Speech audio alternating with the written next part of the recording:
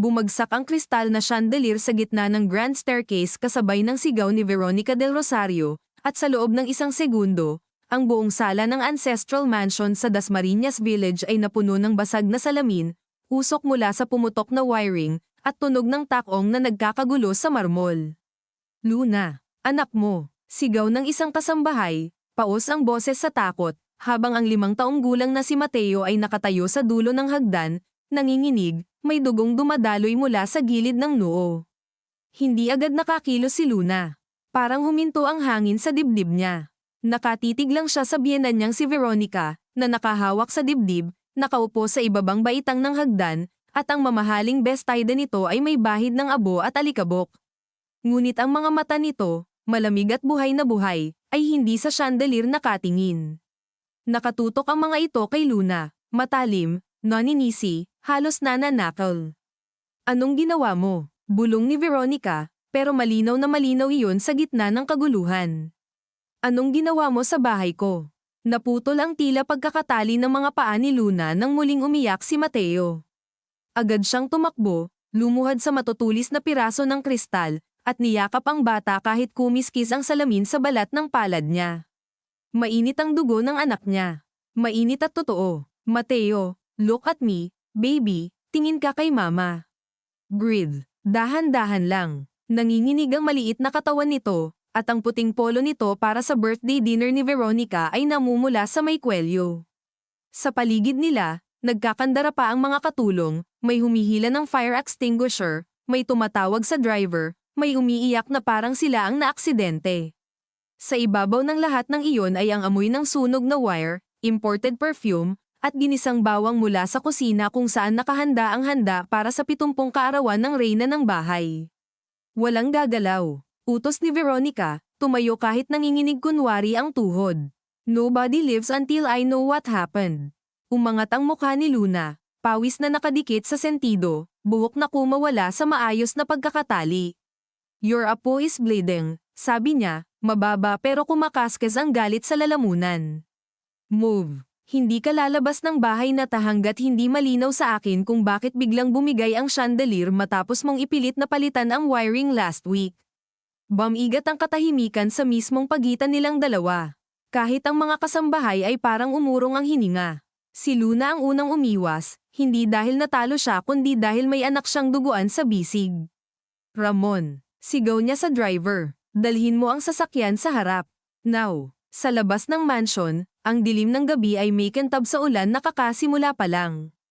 Ang ilaw mula sa mga poste sa loob ng village ay sumasalamin sa basang sementadong driveway, sa mga halamang bagong dilig, at sa bakal na gate na dahan-daang bumukas habang tumatakbo si Luna papunta sa sasakyan, yakap si Mateo, at kasunod niya ang yaya na halatang umiiyak.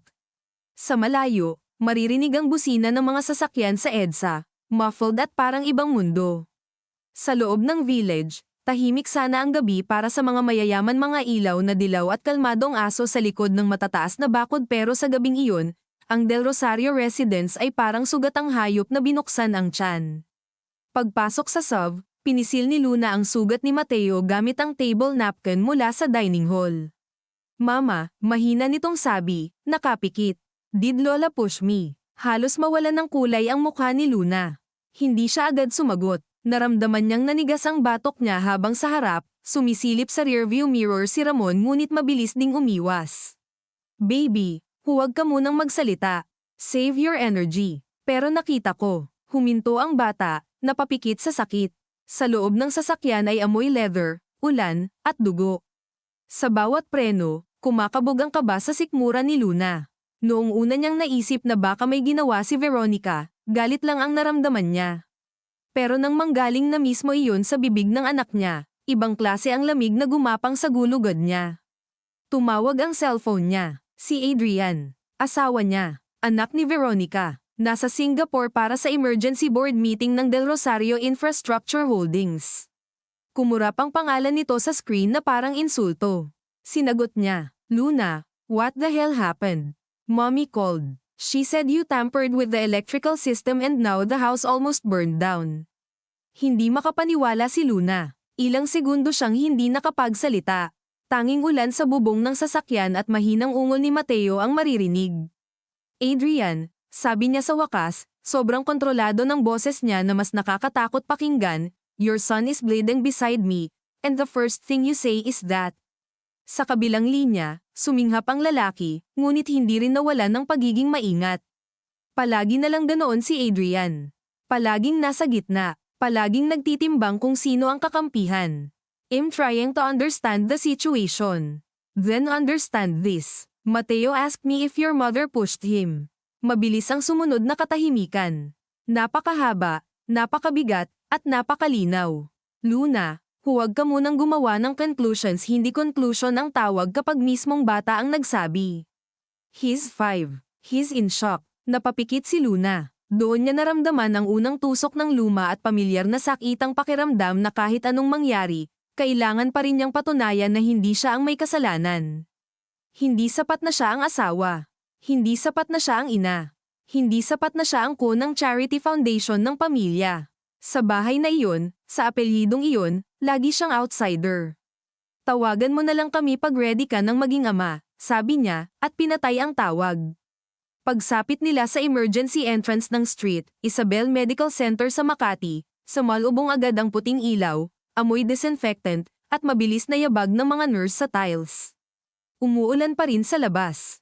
Nabasa ang laylayan ng gown ni Luna, at ang malamig na hangin mula sa automatikong pinto ay humalo sa init ng katawan niyang galing sa takot. Sa walang pakialam ang fluorescent lights sa status ng tao. Pare-parehong mapatla ang lahat. Pare-parehong nagmumukhang pagod. Pero dahil Del Rosario ang apelyido ng pasyente, biglang dumami ang tao. May resident na agad. May nurse na may clipboard. May security na nagtaboy ng ibang bantay.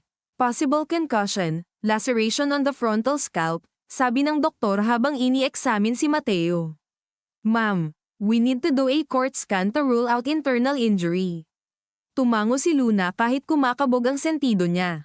Habang nililinis ang sugat ng anak niya, hawak niya ang maliit nitong paa. Bawat pagpitlag nito ay may kapalit na kurot sa dibdib niya. Sa gilid ng kurtina, naghihintay ang yaya, tahimik na umiiyak. Bumukas ang pinto ng Bay. Dumating si Veronica. Kompleto ang makeup maliban sa bahagyang kumalat na mascara sa ilalim ng mata, at may bagong palet na shawl sa balikat. Hindi siya mukhang nanay na muntik mamatayan ng apo. Mukha siyang babae na nakarating sa eksena para kontrolin ang kwento. How is he? Tanong nito, pero ang mga mata ay hindi kay Mateo tumigil. Dumaan lang. Dumiretso kay Luna. Stable, sagot ng doktor, profesional ang ngiti. We're doing the necessary tests. Lumapit si Veronica sa kama. Mateo, si Lola ta. Huwag kang matakot. Umurong si Mateo. Maliit lang ang galaw, pero kitang-kita. Napatingin ang doktor. Napatingin ang nurse. Napatingin si Luna. Parang may mahinang kalansing na lumutang sa silid kahit wala namang salamin doon. Namutla ng kaunti si Veronica, ngunit mabilis ding binalik ang pamilyar nitong tindig. He's disoriented. Or scared, sabi ni Luna. Mahina lang, pero sapat para marinig ng lahat. Excuse me, narinig mo ko. Nagkatinginan ang nurse at doktor. Sanay sila sa dugo. Hindi sila sanay sa mga pamilyang ang bawat salita ay parang legal document at patalim ng sabay. Umayos nang tayo si Veronica. Huwag mo akong bastyusin sa harap ng staff. Then stop acting like this is a press conference. Ikaw ang gumawa ng eksena sa bahay. Ikaw ang nagpumilit na palitan ang chandelier support kasi luma na raw. Ikaw ang may access sa contractors. At ngayon, dahil sa kapabayaan mo, ang apo ko anak ko rin siya, putol ni Luna, at doon unang nabasag ang boses niya. Hindi sa lakas, sa sakit, at hindi ako magpapabaya sa anak ko. Hindi ako kagaya mo. Isang hibla ng katahimikan ang pumutok sa pagitan nila. Pinunasan ng doktor ang lalamunan nito, halatang gustong umatras pero naipit sa gitna.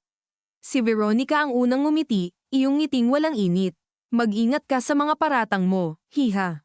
Ang problema sa mga babaeng galing sa hirap, kapag nakatikim ng kapangyarihan, akala nila pareho na sila ng pamilyang pinasukan nila. Tinamaan si Luna hindi dahil bago iyon, kundi dahil luma na. Ilang taon na niyang naririnig iyon sa iba't ibang anyo. Sa hapagkainan, sa charity galas, sa simpleng pagpili ng school ni Mateo.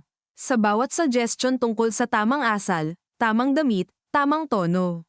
Galing sa hirap, Scholarship girl. Probinsyana na sinuwerte. Ang masakit, hindi niya maitanggi ang pinanggalingan niya. Anak siya ng dating public school teacher sa Batangas at ng jeepney operator na maagang namatay sa stroke. Umasa siya sa talino, sa sipag, at sa awa ng ilang taong naniwala sa kanya.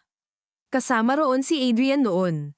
O inakala niya lang. Doktor, sabi ni Luna, hindi inaalis ang tingin kay Veronica. Please document everything my child says when he wakes fully. Lahat, verbatim. Kumunat ang noo ng doktor. Ma'am, if you're implying physical, I am asking for proper documentation. Sumingit si Veronica, malamig. At I am telling you, as legal guardian ina ako, putol ni Luna. Hindi ka legal guardian, lola ka. Nagsimulang mag-vibrate ang cellphone ni Veronica. Tinignan nito. Sandaling kumislap sa mukha niya ang inis bago niya pinatay ang tawag. Ngunit nakita iyon ni Luna. At nakita rin niya ang pangalan sa screen bago nawala, anger. F. Salcedo, contractor. Parehong contractor na pilit ni Veronica na gamitin para sa renovation ng mansion kahit may findings na ng substandard material sa isa sa mga condo project ng kumpanya. Kumabog ang isip ni Luna. Parang may piraso ng puzzle na biglang damaykit sa isa pa. Hindi niya agad pinansin. Hindi pa. Kailangan muna si Mateo. Ilang minuto pa, ipinasok ang bata sa imaging. Naiwan sina Luna at Veronica sa labas ng air corridor, sa ilalim ng mga ilaw na masyadong maliwanag para sa mga lihim na gustong itago. Ang corridor ay malamig, may tunog ng rolling gurney sa di kalayuan, may nurse station na puno ng bulong at printer sounds, at sa dulo ay vending machine na kumikislap ang ilaw na parang pagod na rin. Umupo si Luna sa metal bench. Ramdam niya ang tusok ng salamin sa palad niyang hindi pa nalilinis ng maayos. May manipis na hiwa rin sa tuhod niya. Ngunit mas matindi ang pagod sa likod ng mga mata niya. Umupo si Veronica sa kabilang dulo, maingat, parang takot madumihan ng paligid. You still have a chance to fix this, sabi nito pagkatapos ng mahabang katahimikan. Kung aaminin mong nagpabeya ka sa maintenance at iiwas ka sa kung ano-anong hysterical accusations, matutulungan pa kita. I can protect you. Para na rin kay Adrian. Para hindi masira ang pamilya. Napatawa si Luna, pero isang tunog lang iyon, walang saya. Protect me. Gaya ng pagprotekta mo sa akin nang sabihin mong gold digger ako sa harap ng buong board noong unang charity gala ko. O nung pinilit mong iPad na test si Mateo dahil hindi raw kamukha ng Del Rosario. Tumigas ang panga ni Veronica. Private matters should remain private. Private, you humiliated me in front of donors and priests. At nanatili ka pa rin. Dahil alam mong saan ka mas angat. Dahan-daang tumayo si Luna. Hindi siya sumigaw. Hindi siya nanginig. Mas nakakatakot ang kalmadong anyo niya ngayon. Nanatili ako dahil mahal ko ang asawa ko. At dahil naniwala akong may matitira pang disente sa pamilya ninyo. Pero kapag may nangyari sa anak ko, sisirain kita. Saglit na kumurap si Veronica, parang hindi sanay na may direktang tumitingin sa kanya ng ganoon. Pagkatapos ay tumawa ito ng marahan. You think I haven't heard threats before? Barangay officials, governors, bishops, cabinet secretaries lahat may gustong pabagsakin ako. Pero hindi nila kaya. Alam mo kung bakit. Kasi sa dulo, lahat may utang na loob.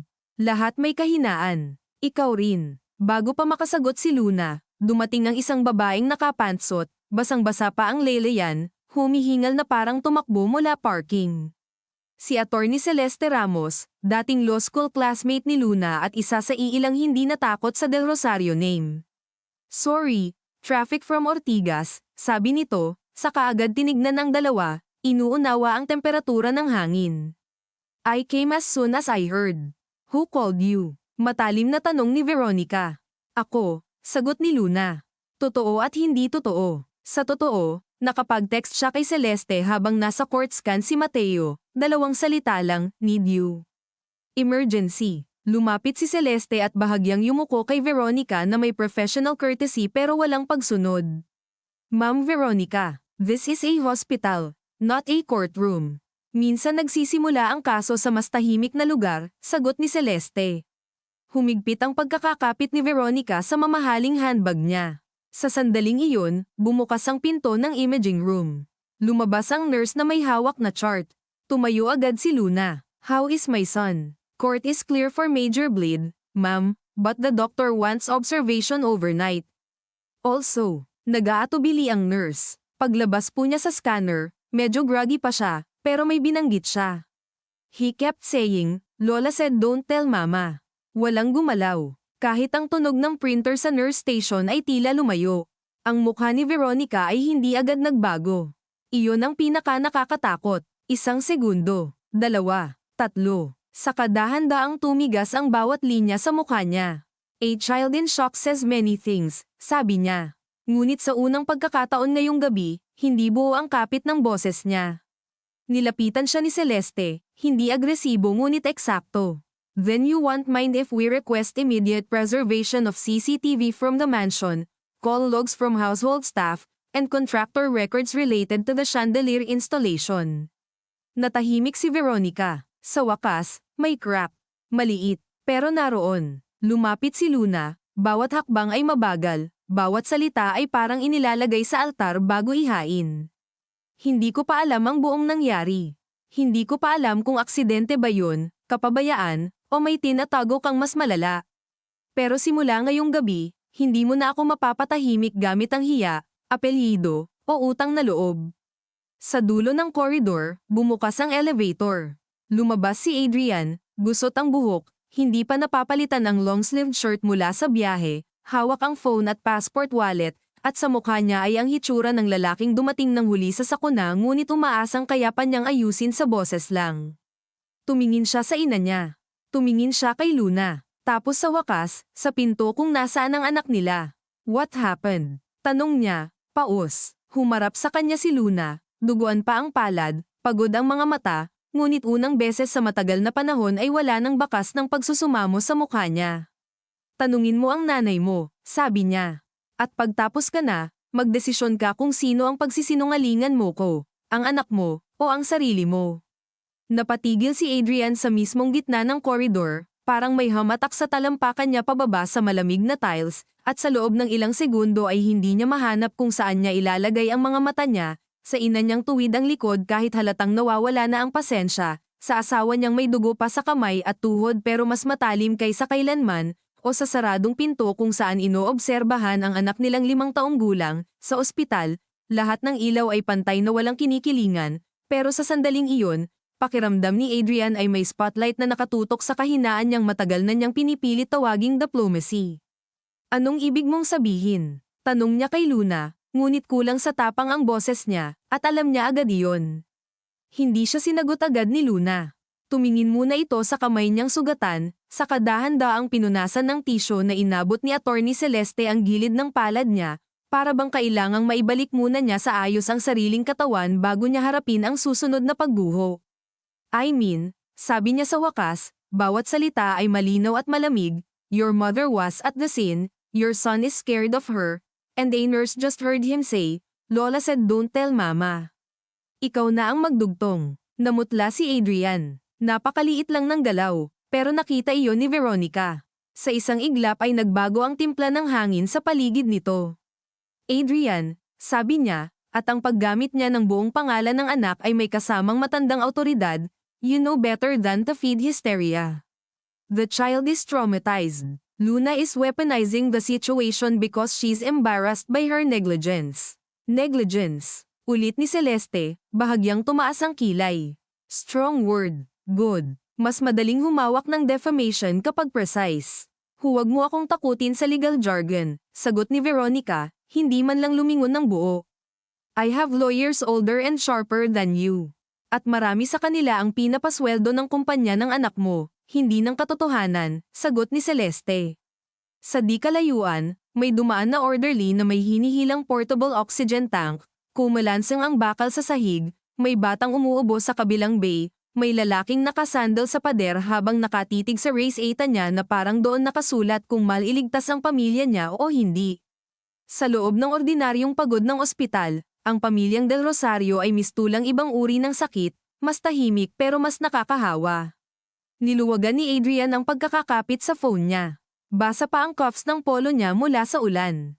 Kakadating lang niya mula airport, diretso rito, at sa katawan niya ay nakadikit pa ang antok ng biyahe, recycled air ng eroplano, at pagod ng 2 gabing halos walang tulog dahil sa deal sa Singapore.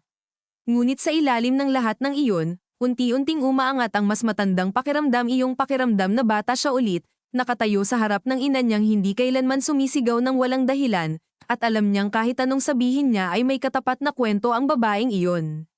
"Mommy," sabi niya, at muntik ng pamitik ang panga ni Luna sa paggamit niya ng tawag na iyon sa halip na mama o mother, dahil laging lumalabas ang pagiging anak niya kapag natatakot siya. "Tell me exactly what happened." Huminga si Veronica ng malalim, maingat, parang nasa boardroom. "We were preparing for the dinner. The chandelier failed. There was a spark. Chaos followed. I saw Mateo near the stairs. Luna was downstairs, arguing with the florist minutes before. She has been insisting for weeks that the old support be removed and replaced. I told her to wait for the full structural assessment. She did not. Kasalanan ko na naman," mahinang sabi ni Luna, pero hindi iyon para sa kahit sino. Para iyon sa sarili niyang pagod. "Did you touch Mateo?" tanong ni Adrian, at doon unang gumalaw ang mata ni Veronica sa paraang hindi controlled. Saglit, mabilis, pero sapat. "What kind of question is that?" "Simple question. Of course I touched him. I was trying to get him away from the debris." "Did you push him?" Sa tanong na iyon, tila tumigil ang koridor sa paligid nila, kahit alam ni Adrian na ilusyon lang iyon. Hindi naman talaga huminto ang mundo. May monitor pa ring tumutunog. May nurse pa ring may bitbit na meds. May taong umiiyak pa rin sa kabilang dulo. Pero sa loob niya, oo, may huminto. Si Veronica ay hindi agad sumagot. Inayos nito ang shawl sa balikat, sa kabinuka at isinara ang handbag. Maliit na kilos lamang, ngunit kilalang kilala iyon ni Adrian. Ganoon ang ina niya kapag bumibili ng ilang segundo para magpasya kung alin ang totoo, alin ang kapaki-pakinabang, at alin ang ligtas. I held his arm, sabi nito sa wakas. He was about to sleep. Napailing si Luna, mabagal, punong-puno ng pandidiri. Hindi yan ang sinabi ni Mateo. A 5-year-old cannot narrate with legal precision. Pero kayang maramdaman kung kanino siya natatakot, sagot ni Luna. Bumukas ang pinto ng observation room. Lumabas ang pediatric resident, Ma'am Luna. Sir Adrian. The child is asking for both parents. Hindi na naghintay si Luna. Dumaan siya kay Adrian na parang hangin na may dalang kutsilyo. Sumunod si Adrian pagkatapos ng kalahating segundong pag-aatubili. Naglakad din si Veronica, ngunit hinaranggan siya ni Celeste, magalang ngunit matigas. Not now. Excuse me. The child asked for both parents. I am family, and am reminding you, for your own protection, na huwag kang pumasok habang fresh pa ang bata at undocumented pa ang spontaneous statements niya. Kumitid ang mga mata ni Veronica. Move. No, sa unang pagkakataon, talagang nagkabanggaan ang dalawang uri ng kapangyarihan, iyong matandang kapangyarihang nanggagaling sa apelyido, pera, at takot ng mga tao, at iyong bagong kapangyarihang nanggagaling sa batas, tiyaga, at kawalan ng utang na loob. Hindi gumalaw si Celeste. Sa dulo, si Veronica ang unang umatras, pero hindi mukhang umatras. Umupo lang siya muli sa bench, tuwid ang likod, nakataas ang baba, na parabang siya ang pumiling huwag pumasok.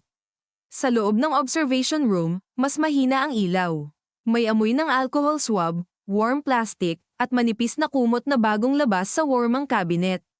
Nakahiga si Mateo sa maliit na kama, may benda sa noo, may pulse oximeter sa daliri, at ang buhok niyang dating inayos para sa birthday dinner ay dikit-dikit na sa pawis. Nang makita niya ang mga magulang niya, napuno ng tubig ang mata niya agad. Mama, lumapit si Luna at hinawakan ang mukha ng anak niya, maingat na hindi matamaan ang benda. I'm here, baby. Mom is here. Si Adrian ay nasa kabilang gilid, mabagal ang pagupo, parang takot na takot siyang ma-reject ng sariling anak. Hey, champ, sabi niya, pilit ang lamang. Dad is here. Tumingin si Mateo sa kanya. May kung anong kumurot sa dibdib ni Adrian. Hindi galit ang tingin ng bata. Mas masakit, kalituhan. Did I do bad? Tanong ni Mateo. No, sabay na sagot ni Luna at Adrian, at sa unang pagkakataon sa gabing iyon ay nagtugma ang boses nila. Napapikit si Luna saglit. Huminga si Adrian. Wala kang ginawang masama, dagdag ni Luna, hinahaplos ang kamay ng bata. Can you tell Mama what happened? Tumingin si Mateo sa kisame. Ang mga bata, naisip ni Adrian, ay may kakaibang paraan ng paghanap ng ligtas na lugar kapag masyadong mabigat ang tanong. Lola said bawal ako bumaba kasi may guests, sabi niya, putol-putol ang hininga. Pero I wanted to show her my drawing. Then she was angry because Tito Ferdy was talking loud. Then the light made tick-tick sound. Napatingin si Luna kay Adrian. Tito Ferdy. Anger. F. Salcedo. Then, mahinang tanong ni Adrian, ngunit ramdam niyang nanlalamig ang likod niya. Lola held me here. Itinuro ni Mateo ang braso niya. Masakit, sabi niya, tumahimik ka. Huwag ka dyan. Then I said I want mama. Then she pushed me. Pumikit ang bata, may luha sa gilid ng pilikmata niya. Not hard, pero I slipped. Umangat ang dibdib ni Luna sa isang matalas na paghinga na pinigil niya agad. Tumayo si Adrian, umikot sa kama, at hinawakan ang rail na parang iyon na lang ang pumipigil sa kanya na tuluyang bumigay. Did Lola say don't tell mama? Tanong ni Luna, halos hindi niya narinig ang sarili niyang boses. Tumango si Mateo. She said mama gets dramatic.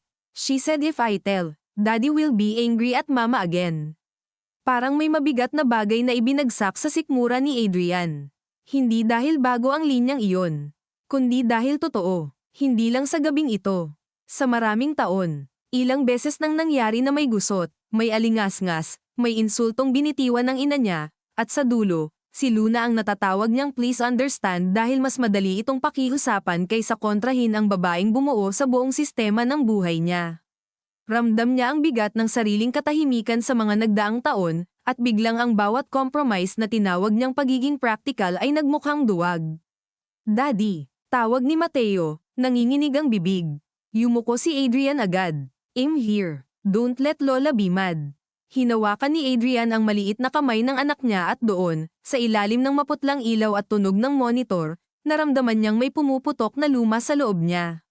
Hindi dramatic, hindi maingay. Isang lumang paniniwala lang na biglang hindi na gumagana, na kayang pagsabayin ang katotohanan at katahimikan. Na kayang maging mabuting asawa at mabuting anak kung sapat ang dulas ng paliwanag. Hindi ka dapat matakot sa galit ng matanda, sabi ng ama niyang yumao minsan noong 15 anyos pa lang siya, sa isang memoryang biglang umangat na parang usok mula sa basang lupa. Nasa lumang garden sila noon sa hasyenda sa Tarlac, at si Adrian, duguan ang labi dahil napag-alitan ng ina sa harap ng mga bisita matapos sumagot.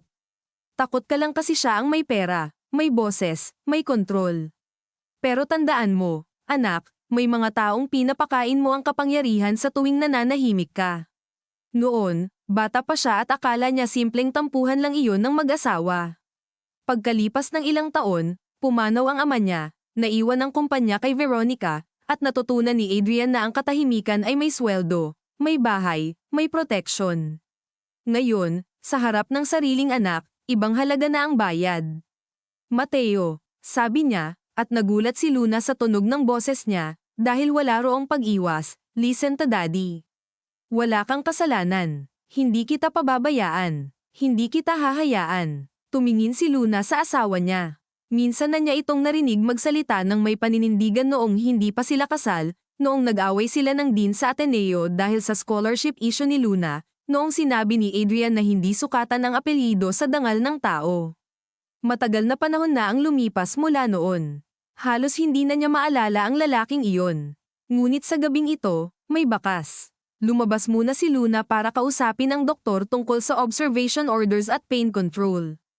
Naiwan si Adrian sa silid habang nakatulog muli si Mateo sa pagod. Nang lumabas siya, nandoon pa rin si Veronica sa bench, at sa tabi nito ay dalawang lalaki na nakabarong under blazer, halatang bagong dating, halatang legal team.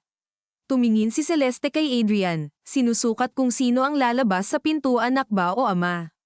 Tumigil si Adrian sa tapat ng ina niya. You told me Luna manipulated maintenance records, sabi niya. I want the full contractor file tonight. You are not interrogating me in a hospital hallway. No, sagot niya. I'm giving you a chance. Mabilis na tumayo ang isa sa mga abogado. Sir Adrian, perhaps this is not the best time I was not speaking to you. Hindi malakas ang boses ni Adrian, ngunit sapat para umurong ang lalaki. Mommy, sabi niya muli, Ngunit iba na ang tono, wala nang naghahanap ng pahintulot. Did you authorize Salcedo to proceed before compliance clearance? Operational details are delegated. Did you? Nagtagal ang katahimikan. Nagsalubong ang mga kilay ni Veronica, at sa unang pagkakataon ay may pagod na lumabas sa mukha niya, hindi dahil nanghihina siya kundi dahil napipilitan siyang bumaba sa antas ng paliwanag. Yes, sabi niya. The dinner had over 200 guests. The fixture had to be secured by an engineer already flagged by internal audit. Flagged, not convicted. And Luna opposed him. Luna opposes anything she cannot control. Lumapit si Luna, hawak ang bagong koton sa sugat ng kamay niya. Correction. I oppose corruption dressed up as urgency.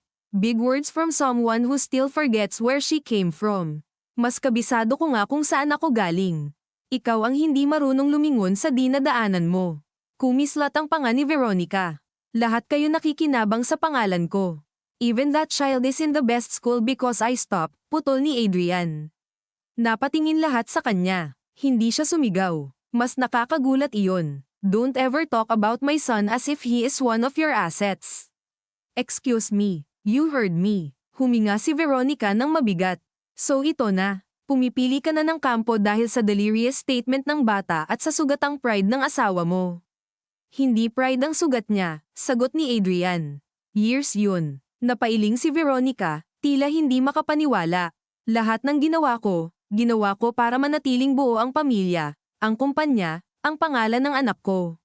Hindi buo ang tawag kapag lahat takot huminga sa paligid mo, sabi ni Luna. Sumingit si Celeste, nakaayos na ang notepad at recorder app sa phone. For the record, Ma'am Veronica, are you refusing voluntary preservation of CCTV and contractor communications? Tumingin si Veronica sa dalawang abogado niya. Tumingin sila pabalik, maingat. May isa na bahagyang yumuko at bumulong, Ma'am, if we refuse now, it may be construed. I know how it may be construed, malamig na sagot nito. Nilinggan niya si Adrian. Kapag tinuloy mo hindi lang ako ang sisirain mo. Pati kumpanya, pati stock, pati reputasyon ng ama ng anak mo. Pati school ng bata, lahat may collateral. Kaya mo ba yun? Ramdam ni Luna ang pagtitig nito sa kanya, parang sinasabing tingnan mo, hanggang dito ka lang. Pera, eskwela, seguro, bahay, protection. Ito ang laging sandata ni Veronica, hindi direktang pananakit, kundi paalala na ang bawat paglayo sa kanya ay may kapalit na kaginhawaan. At sa kulturang pinalaki sa utang na loob, sa hiya, sa pag-iwas sa iskandalo, sapat na kadalasan ang ganoong banta para patahimikin ang tao. Ngunit nang tumingin si Luna kay Adrian, may nakita siyang iba. Takot pa rin, oo. Ngunit hindi na iyon ang nangingibabaw. If the price of keeping everything is teaching my son to lie when he is hurt, sabi ni Adrian, mabagal, malinaw, at halos hindi na niya kilala ang sariling boses, then maybe everything should break. Hindi gumalaw si Veronica, ngunit sa mata niya, may dumaan na bagay na halos hindi niya napapansin sa ibang tao dahil bihira niyang makita sa sarili niyang mundo, pagkabigla. Tunay na pagkabigla, hindi sa akusasyon, sa pagsuway. Mag-iingat ka, sabi niya, mababa. Kapag nagdesisyon akong bumitaw, huwag kayong iiyak. We already did, sagot ni Luna. 4 years. Dumating ang doktor upang sabihing pwedeng magstay ang isang magulang sa room ni Mateo sa magdamag at pwedeng magpalit sa umaga. Naghintay si Luna ng karaniwang pag-uurong sulong ni Adrian, ang dating pattern na ikaw na muna, I'll handle the outside. Pero sa halip, lumingon ito kay Celeste. File whatever needs to be filed by sunrise. Preserve everything. I want the CCTV, staff statements, contractor access logs, and the internal audit memo on Salcedo. Also call internal security, not company legal. Independent. Tumango si Celeste. I'll need your formal written authority on the corporate side. You'll have it in 10 minutes. Namutla ang isang abogado ni Veronica. Sir, with respect, board clearance may be required. Then let them challenge me in daylight. Sa corridor, parang may gumapang na bagong lamig.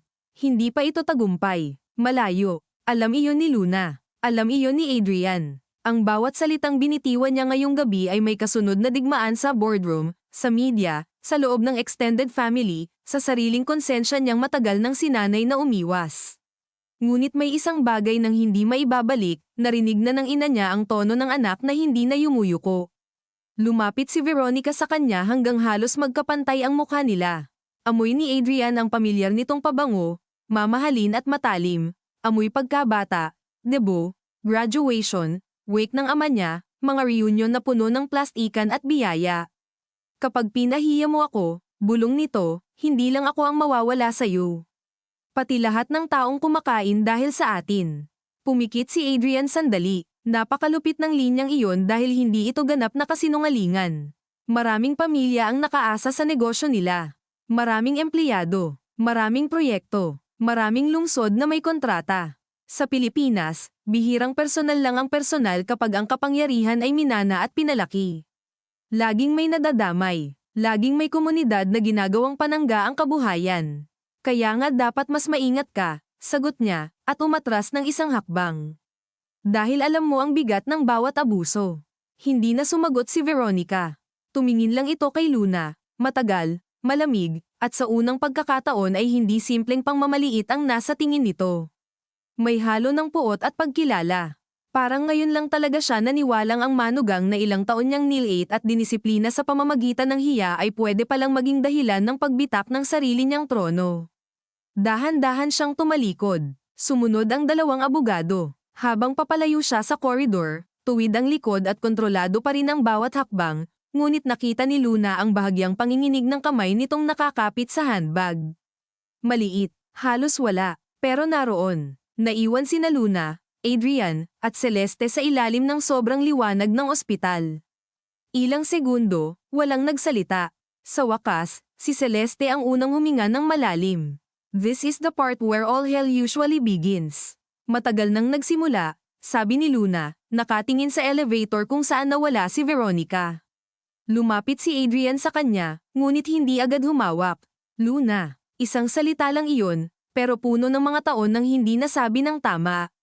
Tumingin siya rito, pagod na pagod ang mukha ng lalaki. May guilt, may takot, may determinasyon, at may huli na, laging may huli na. I know, sabi niya bago pa man ito makapagsimula. At hindi pa kita napapatawad. Tumango si Adrian, dahan-dahan, na parang iyon mismo ang inaasahan niyang hatol. Hindi ko hinihingi ngayon. Tinignan niya ang saradong pinto ng room ng anak nila. Pero this time, I'm staying. Hindi sumagot si Luna agad. Pinisil niya ang koton sa sugat ng palad niya hanggang kumirat.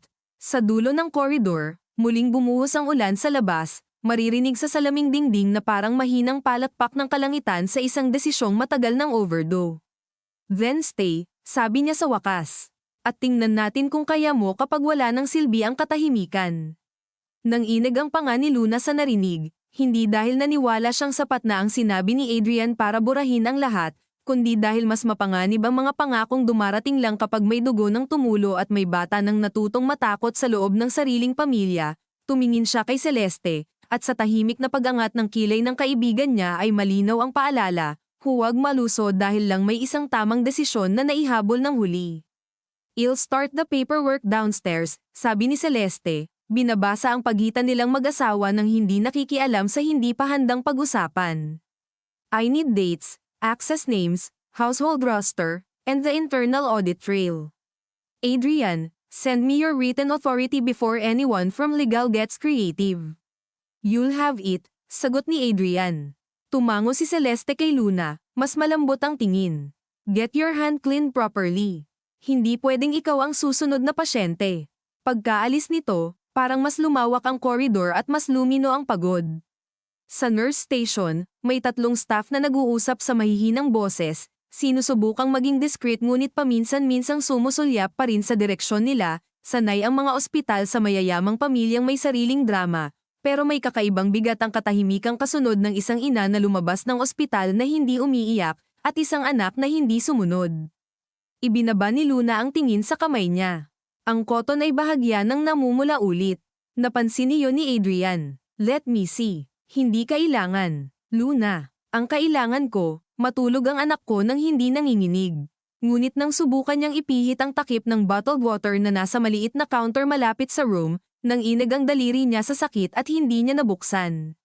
Tahimik na lumapit si Adrian, Kinuha ang bote, binuksan, at ibinalik sa kanya nang walang dagdag na salita. Isang simpleng kilos lang iyon, pero doon lalo niyang naramdaman kung gaano kadalas nilang napalitan ang tunay na pagkalinga ng logistics nitong mga nakaraang taon: driver assignments, school payments, anniversary reservations, flowers sent to the right address, apologies na pinadaan sa mamahaling regalo. Tinanggap niya ang bote, uminom ng kaunti, at saka tumingin sa bintana sa dulo ng koridor. Sa labas, may kantabang Makati sa ulan. Ang mga ilaw ng gusali ay malalabo sa basang salamin, at sa kalsada sa ibaba ay maliliit ang mga sasakyan, parang laruan, parang kayang kontrolin ng kamay.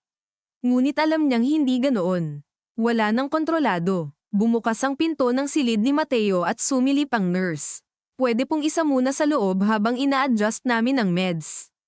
Tinignan ni Adrian si Luna. Ikaw muna. Pumasok siya nang hindi sumasagot. Sa loob ng kwarto, mas mainit ng kaunti kaysa sa koridor.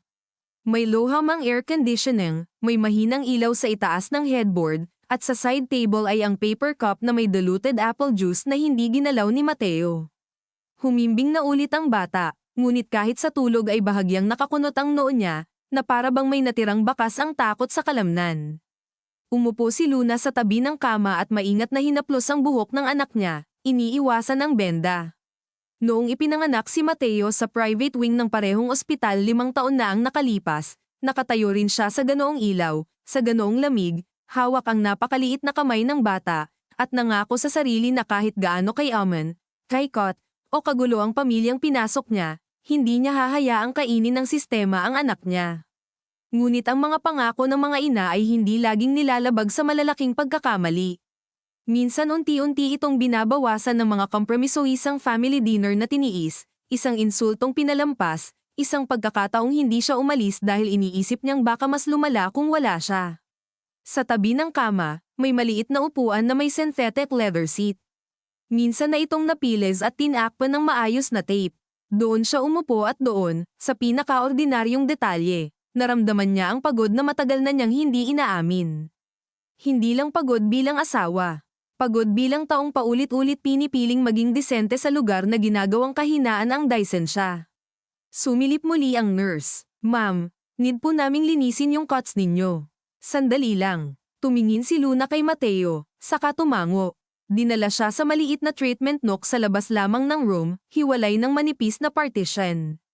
Umupo siya sa rolling stool habang may batang nurse na may maamong mukha at antok sa mata ang dahan-daang naglinis ng hiwa sa palad niya. Masakit po, tanong nito. Kaya pa, ang dami pong salamin sa sugat. Mabuti na lang hindi mas malalim. Hindi sumagot si Luna. May kakaibang kahinhinan ng mga nurse sa Pilipinas kapag nakakaramdam silang hindi simpleng aksidente ang nangyari. Hindi sila nagtatanong ng diretso. Nag-iiwan lang sila ng espasyo kung sakaling gusto mong magsabi. May anak ka? Tanong ni Luna ng marahan, hindi alam kung bakit. Nagulat ang nurse pero ngumiti ng kaunti. Wala pa po, pero bunso ako sa 5. Alam ko yung itsura ng nanay na hindi mapakali. Natawa si Luna ng mahina, mabilis ring napawi. Halata ba? Sa mga kamay po, sabi ng nurse, nilalagyan ng antiseptic ang hiwa. Kapag ina ang naghihintay, hindi mapirmi ang mga daliri. Sa kabilang side ng partition, narinig ni Luna ang boses ni Adrian na mahina ngunit malinaw habang kausap ang isang tao sa phone. No. Not the General Counsel. I said independent security. And lock the server access logs before anyone wipes them. May tigil. I know what time it is. Wake them up. Sa bawat piraso ng utos, unti-unting may bahagi sa loob ni Luna na gustong maniwala. Ngunit nakatabi roon ang isa pang bahagi, mas matanda, mas maingat, na nagsasabing hindi sapat ang isang gabi para baguhin ang ugali ng isang lalaking lumaki sa loob ng anino ng ina niya. Pagkatapos balutan ng kamay niya, pinayuhan siyang magpahinga kahit sandali. Bumalik siya sa silid at nadatnan si Adrian na nakatayo sa tabi ng bintana, nakaharap sa lungsod, hawak ang phone ngunit hindi na tumatawag. Nang marinig siya, lumingon ito. May isang security supervisor na loyal pa sa father ko, not to her, sabi niya. Helpful whatever still exists. Kung may natitira pa, I know. Umupo si Luna. Do you? Tahimik na tumayo si Adrian sa paanan ng kama ni Mateo, saka dahan-daang hinubad ang relo niya at inilapag sa mesa, Pagkatapos ay tinanggal ang wedding ring, pinasadahan ito ng daliri, at muling isinuot. Parang kinakabisa ang bigat nito. You want honesty? Tanong niya. Ngayong gabi lang ako handang tumanggap ng ibang klase. Tumawa siya ng mapait. That's fair. Tumingin siya sa anak nila bago nagsalita, na para bang mas madaling magsabi ng totoo habang may batang natutulog kaysa habang nakatingin siya sa asawa niyang ilang taon nang sinaktan sa ibang paraan. Alam kong may mga bagay si mommy na tinatago sa operations. Hindi ko alam lahat, pero matagal ko nang alam na may contractors siyang pinapaboran kahit may findings, may local politicians na pinapaikot niya kahit alanganin, may reports na dumadaan muna sa kanya bago makarating sa board. At wala kang ginawa. I told myself I was containing it. Containing. Umangat ang kilay ni Luna. That's the word you'll use. I was trying to keep the company stable. At para stable ang kumpanya, kailangan unstable ang asawa mo. Napapikit si Adrian. Tinanggap niya ang tama. Hindi ko na maipagtatanggol yun. But you did. Again and again. Yes. Walang paliwanag. Walang depensa. Isang payak na oo lang. At mas masakit iyon para kay Luna kaysa kung nagpalusot pa siya, dahil sa unang pagkakataon, may malinaw na pag-amin sa gitna ng silid. Nilunok niya ang namuong init sa lalamunan. Do you know what she said to me the week after I gave birth? Mahina ang tanong, ngunit napatuwid si Adrian. No, sabi niya, now that you've produced an heir, don't make the mistake of thinking you're indispensable. Nanigas ang mukha ni Adrian. Why didn't you tell me? Napatingin si Luna sa kanya ng matagal, at ang katahimikang sumunod ay mas mabigat pa sa mismong sagot. Because you still needed your mother's approval more than I needed one more humiliation documented. Napababa ang ulo ni Adrian. Sa labas ng silid, may umingit na gulong ng cart. May intercom announcement na hindi malinaw. May ulan pa ring humahampas sa salamin. Sa loob, ang oras ay parang kumapal at bumagal, nagbibigay daan sa lahat ng alaala na matagal nang itinulak sa gilid. When did you start planning to leave? Tanong niya sa wakas. Hindi siya tumingin agad kay Adrian. Sinundan muna niya ng daliri ang gilid ng kumot ni Mateo. After the DNA test, napatigil ang paghinga ng lalaki. Hindi na niya kailangang itanong kung alin iyon. Isang gabi iyon na pilit na kinulong ng pamilya sa ilalim ng katahimikan, na para bang kapag walang magsasalita ay hindi talaga nangyari. 3 linggo pa lang noon si Mateo. Nagkaroon ng alingas nga sa isang reunion dahil may nagsabing mas kamukha raw ng bata ang lolo ni Luna kaysa sa linya ng Del Rosario. Kinabukasan, may dumating na discreetly packaged test kit sa kondo nila, na kunwari ay bahagi ng postnatal documentation na ipinadala raw ng family office. Hindi naniwala si Luna, ngunit ang mas masakit ay ang hindi agad pagtutol ni Adrian. Naaalala pa niya ang mukha nito noon hindi sumasang-ayon, hindi rin tumitigil. Nasa gitna na naman. Palaging nasa gitna. I was angry, bulong ni Adrian. Pero hindi sapat, sagot ni Luna. You asked me to endure it one last time. Then another last time. Then another. Napaupo siya sa visitor chair at isinubsob ang mga siko sa tuhod. I thought if I kept peace long enough, things would normalize. Sa anong mundo? Sa mundong kinalakihan ko. Tumingin siya sa asawa niya. Ngayon, malinaw sa mukha ng lalaki ang hindi niya nakikitang buo noon, ang pagiging bihag ng isang batang pinalaking utang ang lahat sa isang inang marunong magmahal sa paraang may kapalit. Noong bata ako, sabi ni Adrian, dahan-dahan, kapag may nawala akong gamit, hindi ako sinisigawan ni mommy. Mas malala, she would stop talking to me. 2 days, 3 days, minsan 1 linggo. Lahat sa bahay kikilos pa rin, kakain pa rin, ikukuha ako ng uniform, ihahatid ako sa school, pero parang multo ako. Then pag naayos ko, pag napatunayang kaya kong maging useful ulit, babalik siya sa pagiging mabait. Akala ko normal yun. Nakatingin lang si Luna. Hindi excuse, dagdag niya agad. I know. Pero totoo, sabi niya. Tumango si Adrian, at sa maliit na pahintulot na iyon, mas lalong naging mapait ang gabi.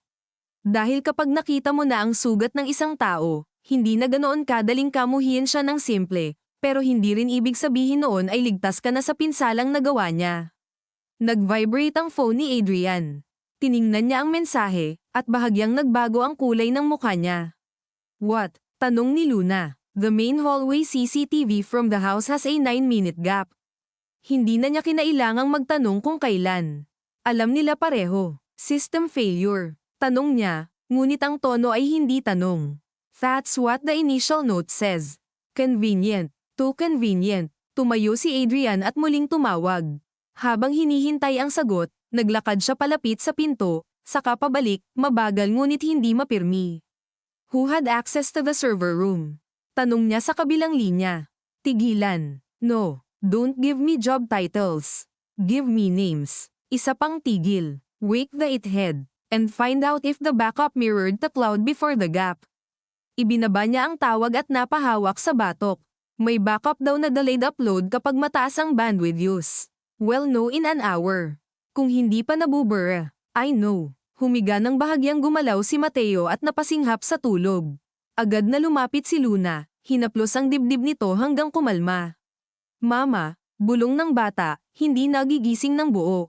I'm here. Don't let her in. Napatigil ang mundo muli, ngunit sa pagkakataong ito ay hindi na shock ang nangingibabaw kay Luna. May malinaw ng hugis ang desisyon. Hindi niya alam kung gaano kahaba ang lalakarin nila, kung gaano karami ang mawawala, kung sino ang tatalikod, kung gaano kasakit ang public scandal sa kulturang mas pinipiling ikubli ang sugat kaysa gamutin. Ngunit sa sandaling iyon, hindi na siya nalilito kung ano ang uunahin. Lumingon siya kay Adrian. Paglabas natin dito, hindi siya lalapit kay Mateo nang walang witness. Hindi sa bahay, hindi sa school, nowhere. Tumango si Adrian, walang pagtutol. Agreed. At kung umatras ka kahit isang beses aalis ako. Hindi threat, information. Tinanggap niya iyon na parang dokumentong matagal ng overdue.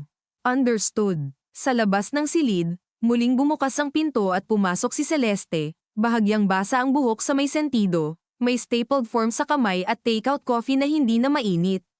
Temporary incident report filed. I also sent notice to preserve evidence to the hospital, household admin, and corporate facilities. Your mother's people are already moving, sabi niya kay Adrian. 2 board members have started calling me through other numbers.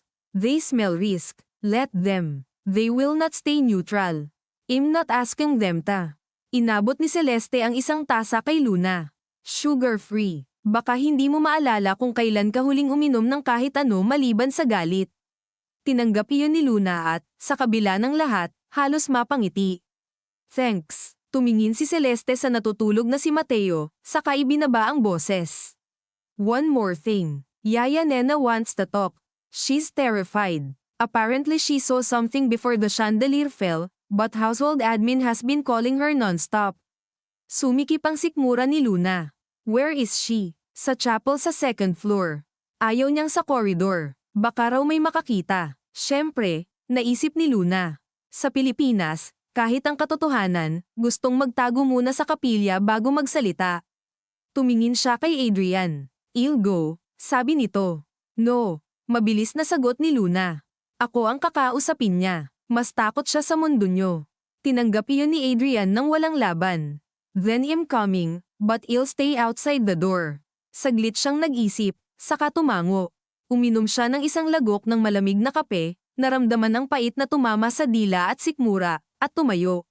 Bago siya lumabas, yumuko muna siya kay Mateo at hinaplos ang buhok nito. Babalik ako agad, baby. Sumunod si Adrian at si Celeste palabas ng silid. Habang naglalakad sila papunta sa elevator, napansin ni Luna kung paanong iba ang tunog ng ospital kapag 2:00 na ng madaling araw. Mas manipis ang ingay, mas lantad ang pagod, mas maririnig ang tsinelas ng bantay, ang hinang nabulungan ng mga nurse na palaipat-lipat ng shift notes, ang isang matandang inuubo sa dulo ng hallway, ang mahinang dasal ng babaeng nakaupo sa harap ng vending machine na may rosaryo sa kamay. Pagsapit sa 2nd floor, mas tahimik. Ang chapel ay nasa dulo ng mas madilim na wing, malapit sa palliative rooms. May maliit na rebulto ng Birheng Maria sa labas, may kandilang de baterya, at may amoy ng floor wax na humalo sa lumang kahoy at sampagitang na lanta. Tumigil si Adrian sa labas ng pinto gaya ng sinabi niya. Naiwan sina Luna at Celeste sa loob, kung saan iilang ilaw lamang ang bukas at ang altar ay may simpleng puting tela at maliit na krus na walang kinang. Sa ikatlong pew, nakaupo si Yaya Nena, mahigpit ang kapit sa bag niya, namumugto ang mata, at halatang matagal nang umiiyak ng tahimik. Nang makita niya si Luna, agad siyang tumayo pero halos matamba sa pagmamadali. Ma'am, sabi niya, nanginginig ang boses. Pasensya na po talaga. Nena, umupo ka, sabi ni Luna, lumapit ng dahan-dahan para hindi mas lalo itong mataranta. Sabihin mo lang ang nakita mo. Umupo silang tatlo sa parehong pew. Sa loob ng chapel, bawat buntong hininga ay mas malakas, bawat paggalaw ng damit ay may sariling tunog. Sa labas ng pinto, anino lang ni Adrian ang makikita sa ilalim ng frosted glass panel.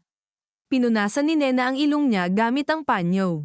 Narinig ko po si Ma'am Veronica tsaka si Engineer Salcedo sa may landing bago bumagsak yung ilaw, sabi niya. Galit na galit po si Ma'am. Sabi niya, bakit hindi pa tapos? May mga tao nang dumarating. Tapos sabi ni Engineer, temporary lang po yan, Ma'am, kakayanin hanggang dinner. Naramdaman ni Luna na unti-unting nanlalamig ang batok niya. Narinig mo yan mismo. Opo, nasa may powder room po ako, kinukuha yung extra hand towels.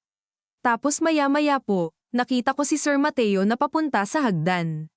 Lumabas po si Ma'am Veronica, hinawakan siya sa braso. Hindi ko po nakita ng malinaw yung push kasi may malaking flower stand sa gitna, pero narinig ko po si Sir Mateo umiyak, tapos biglang bumigay na po yung ilaw. Pumikit si Nena at lalo pang humigpit ang kapit sa bag. Tinawagan po ako ng household admin. Sabi huwag na raw po akong magsalita kung ayaw kong mawalan ng trabaho. Ma'am, may pinapaaral po ako. 2 apo. Hindi siya hinawakan ni Luna agad. Alam niyang may mga tao na mas natatakot kapag agad kinakaawaan. Hindi kita pipilitin, sabi niya ng marahan. Pero kung magsasalita ka, poprotektahan kita hanggat kaya ko. Napatingin si Nena kay Celeste, na maingat na tumango. We can prepare a sworn statement and request interim protection, sabi nito.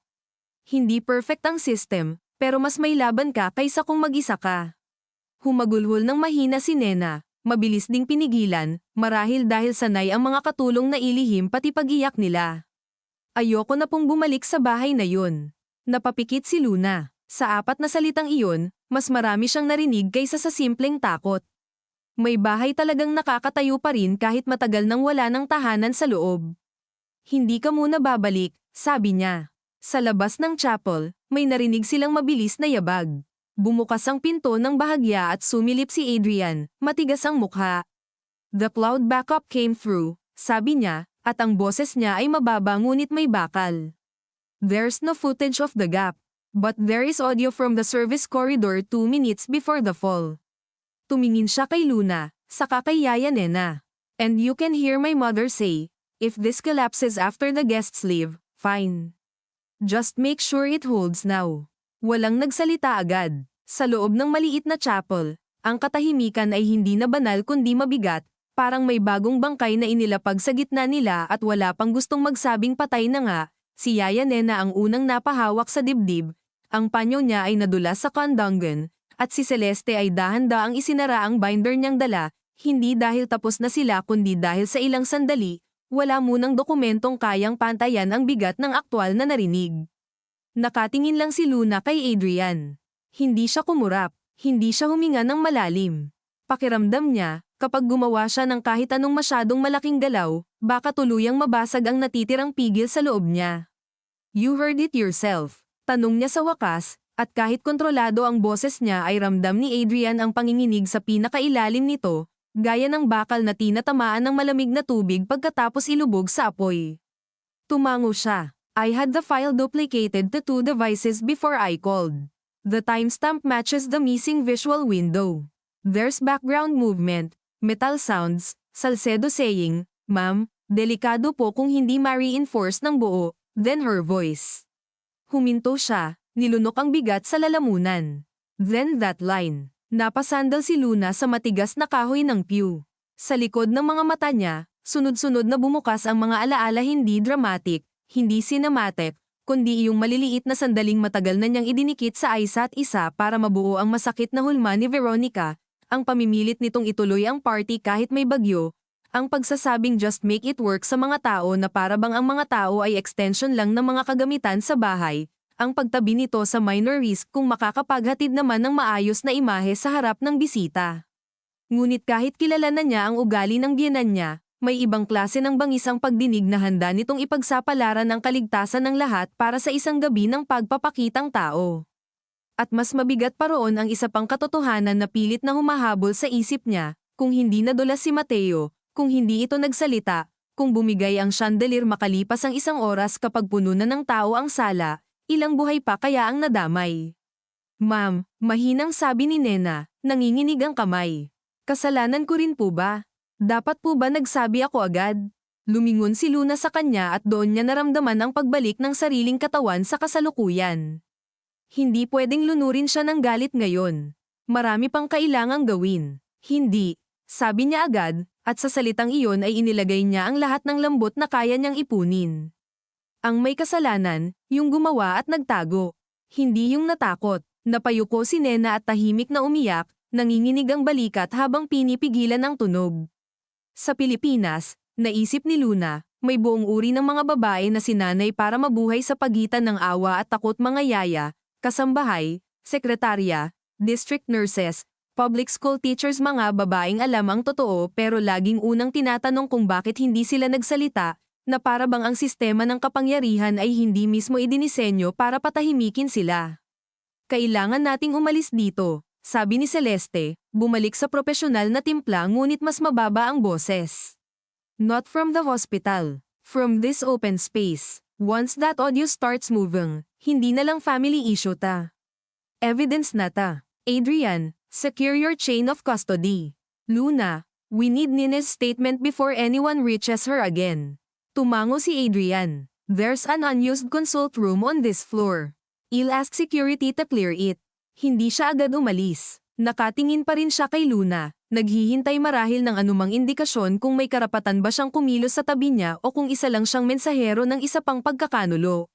Ngunit tumayo si Luna nang walang dagdag na salita, at sapat na iyon para sumunod siyang tahimik.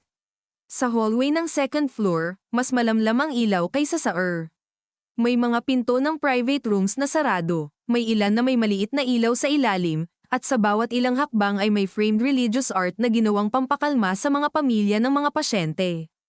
Amoy dito ang wax, air freshener na lavender, at kaunting singaw ng gamot. Habang naglalakad sila, nadama ni Luna ang kabigatan ng binti niya, ang banayad na pintig ng hiwa sa tuhod, at ang matagal na pagod na unti-unting humahabol ngayon na may direksyon na ang takot.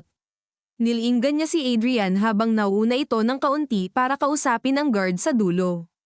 Malinis pa rin ang tindig nito kahit gusot ang manggas at may bakas ng ulan ang sapatos. Dati, iyon ang isa sa mga unang bagay na napansin niya rito, ang tila natural na pagdadala ng espasyo, ang kumpiyansang hindi kailangang ipakita ng maingay. Naaalala niya ang unang beses silang nagkita sa isang scholarship fundraising forum sa Makati, Shangri-La, noong 23 siya at siya ang pinakamabata sa panel ng Community Education Initiatives. May kumontra sa proposal niya noon, isang senior donor na may condescending na tawa, at si Adrian, na hindi pa niya kilala ng lubos, ang unang nagsabing, maybe we should listen to the only person here who has actually worked inside the schools we're discussing. Matalino, mahinahon, at marunong tumindig. Iyon ang minahal niya. Ang hindi niya nakita agad ay kung gaano kahirap para sa lalaking iyon na tumindig kapag ang kalaban ay ang mismong pinanggalingan niya. Pagpasok nila sa maliit na consult room, sinalubong sila ng malamig na hangin at maputlang liwanag mula sa iisang fluorescent panel sa kisame. May metal desk sa gilid, 2 monoblock-style chairs na pinaputing parang pang-clinic, isang examination bed na may paper sheet, at maliit na stainless sink na may tumutulong gripo. Sa pader ay may anatomy poster ng respiratory system na medyo kumupas na ang kulay. Ang silid ay walang anumang ganda, at marahil iyon ang dahilan kung bakit ligtas ito walang nagpapanggap. Pinaupo ni Celeste si Nena at nagsimulang ihanda ang recorder, notepad, at affidavit forms. Before we start, sabi niya, Nena, gusto kong malinaw. Pwede kang huminto anumang oras kung hindi mo na kaya, pero ang sasabihin mo rito, once sworn, pwede nang gamitin. Tumango si Nena, pinupunasan ng ilong. Handa na po. Habang nagsisimula ang statement, si Luna ay nakatayo sa tabi ng sink, nakapulupot ang mga braso sa sarili niya, nakatingin sa manipis na patak ng tubig na bumabagsak mula sa gripo kada ilang segundo. Tik-tik, tik-tik, tik-tik, Para iyong countdown sa kung gaano kabilis mababago ang buhay nila pagsikat ng araw. Naririnig niya si Nena, putol-putol ngunit malinaw na mas matatag na kaysa kanina. Bandang 6:30 po, narinig ko si Ma'am Veronica. Clarify where you were standing, singit ni Celeste. Sa may powder room po, second floor landing. How certain are you it was Engineer Salcedo? Siya po kasi yung nakita kong kausap ni Ma'am kanina sa covered driveway, at kilala ko po mukha niya sa mga dating punta sa bahay. Sa bawat tanong at sagot, unti-unting nagkakaroon ng buto ang gabing ito. Hindi na lang damdamin, hindi na lang paratang, naging timeline, location, voice identification, sequence. Sa isang banda, nakakapagpirmi iyon kay Luna.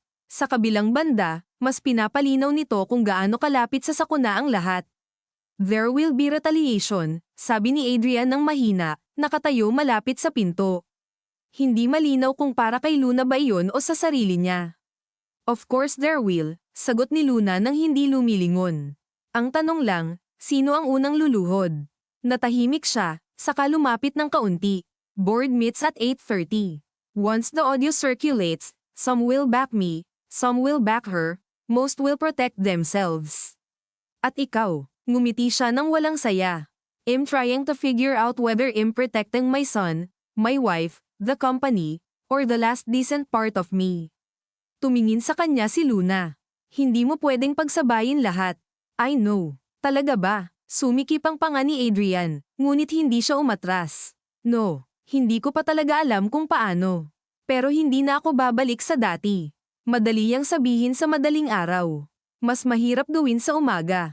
I know that too. Tumingin si Luna sa kanya ng matagal, sinusukat hindi ang intensity ng tono kundi ang pagkilala niya sa hirap ng susunod.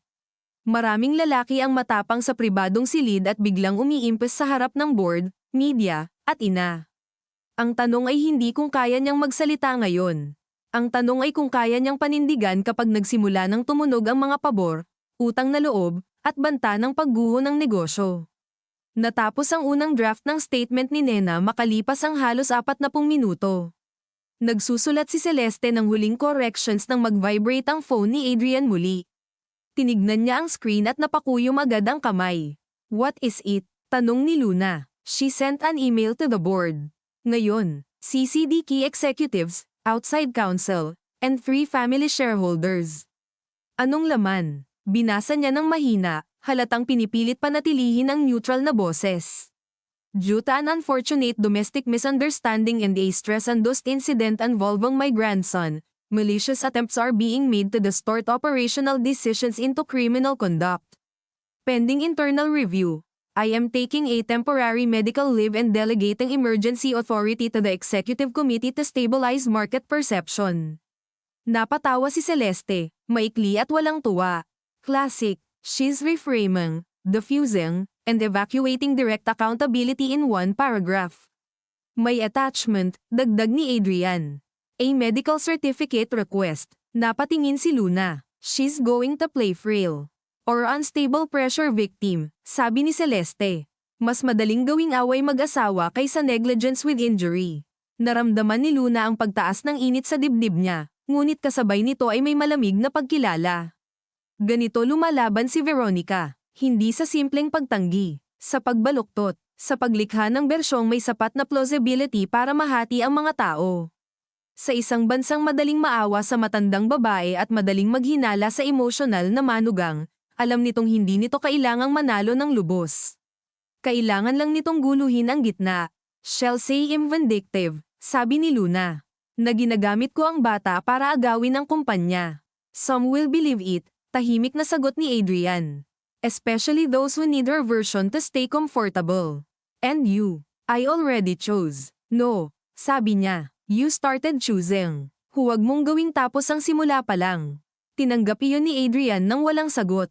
Sa silid, narinig ang mahinang singhot ni Nena habang pinipirmahan ang affidavit. Sa bawat stroke ng ballpen niya, tila mas lalo siyang nanlalambot. Gaya ng taong alam na pagkatapos ng pirma ay wala nang ligtas na pagbalik sa dati. Nang matapos, hinawakan ni Celeste ang kamay niya ng saglit. I'll arrange temporary lodging for you away from the household. Cash support muna if needed. Napaiyak si Nena ng buo sa wakas, nakayuko, pinipigilang lumakas ang tunog. Salamat po, pasensya na po, Ma'am Luna.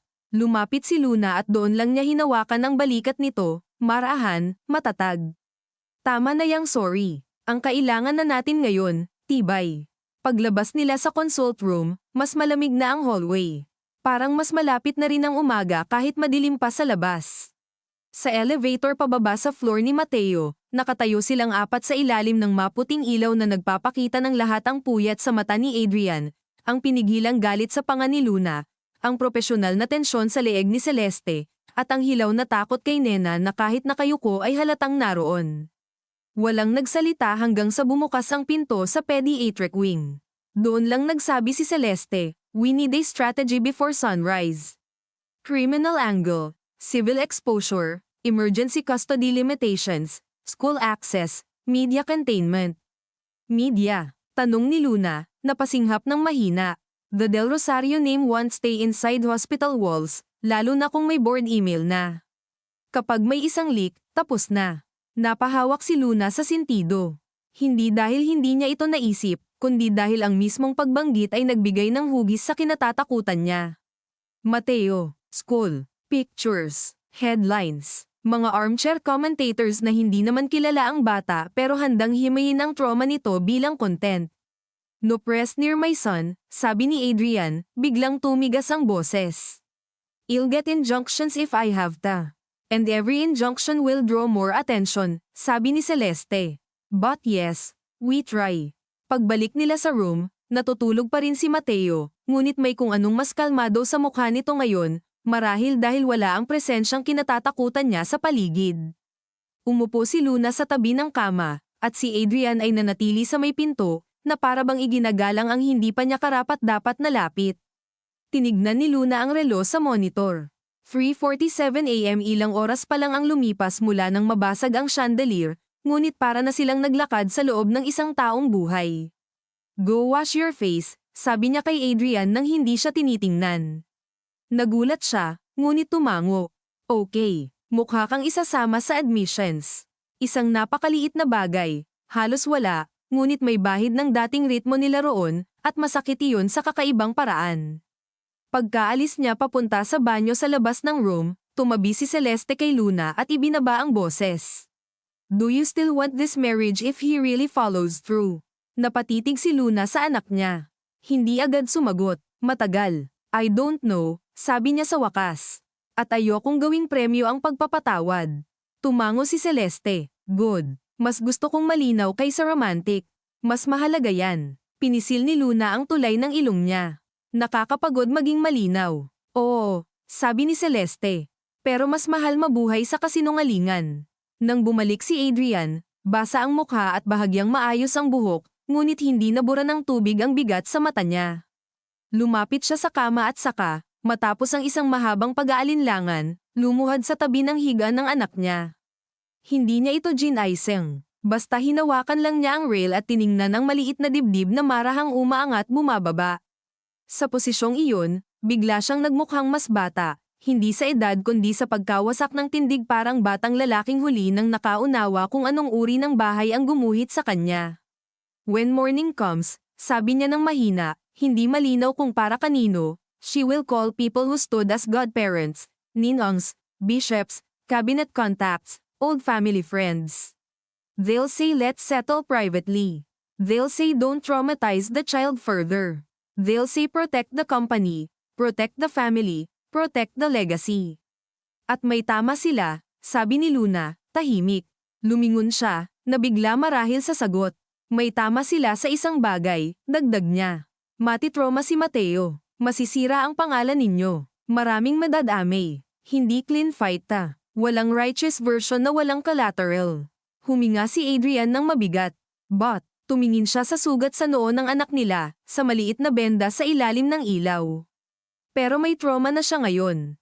At ginawa natin yon habang pinipiling huwag guluhin ang system. Napatungo si Adrian. Sa sandaling iyon, wala ng board seat, walang title, walang stock option, walang lineage. Isa lang siyang ama na huling-huli nang natutong hindi neutral ang pananahimik.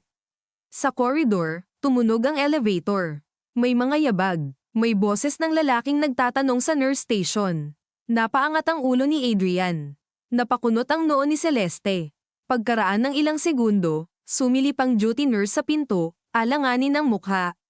Ma'am, sir, nandoon po si Monsignor Javier at si Congressman Rubio sa labas.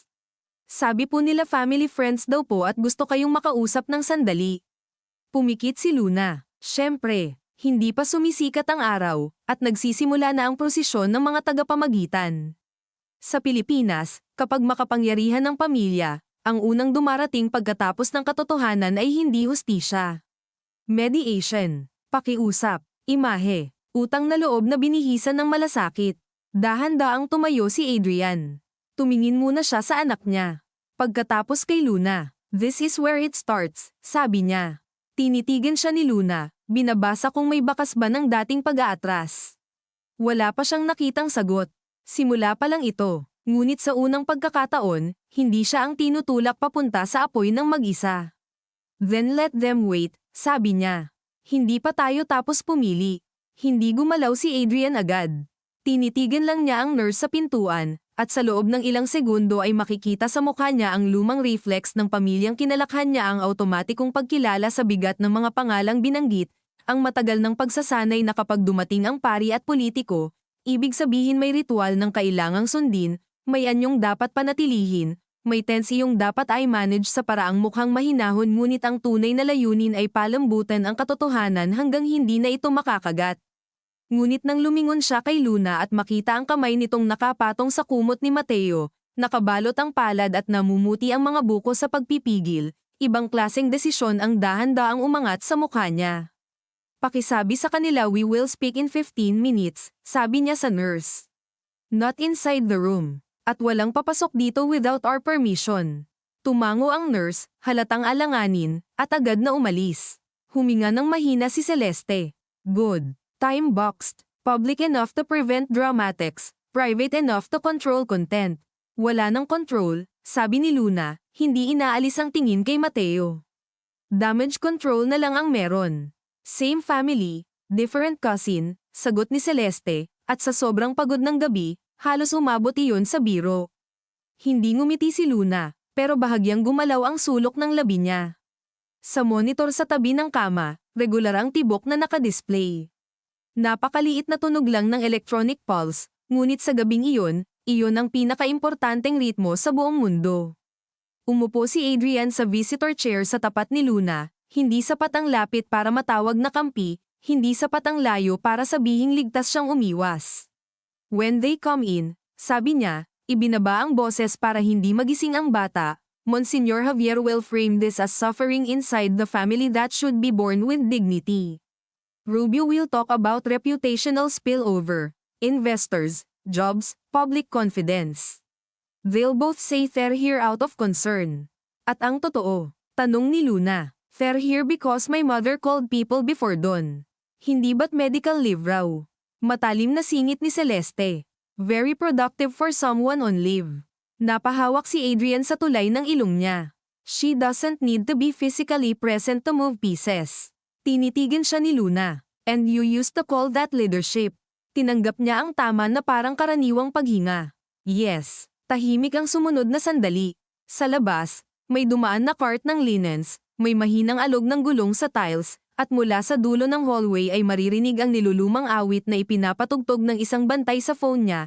Napakahina ngunit sapat para maalala ni Luna ang napaka-Pilipinong kontradiksyon ng mga lugar na tulad nito habang may mga buhay na napuputol at pamilyang nagwawasak, may isa ring ordinaryong taong nagpapatuloy lang sa duty niya, kumakapit sa musika, kape, at sweldo sa katapusan ng buwan.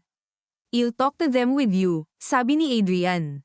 "No." Umangat ang ulo niya. "No, you'll be there," linaw ni Luna, "pero ako ang unang magsasalita." Tiningnan siya nito ng matagal, saka dahan-daang tumango. "Okay." At walang pagsusoften ng words ko dahil pari siya o congressman siya. "Understood. At kapag sinubukan nilang gawing away lang naming mag-asawa ikaw mismo ang sasagot." Huminga si Adrian ng malalim. "I will." Tumingin si Celeste sa relo niya. "I'll stay just outside. If they cross into legal pressure or implied threats, I enter." Tumango si Luna. Pagkaalis ni Celeste para i-coordinate sa nurse station ang meeting space, biglang mas tahimik ang room, na para bang natanggal ang isang layer ng profesional na energy at naiwan ang mas mahirap kausapin ng personal. Ilang segundo, walang nagsalita. Si Mateo ay bahagyang gumalaw sa tulog, sumimsim ng hangin, at muling kumalma sa haplos ni Luna sa kanyang buhok. He asked me once, sabi ni Adrian ng mahina, why Lola smiles at guests differently from how she smiles at you. Hindi agad lumingon si Luna. Kailan? 2 months ago. After the foundation dinner in Makati. He noticed. Tumaas ang kilay niya, mabagal. At anong sinabi mo? I said adults get tired.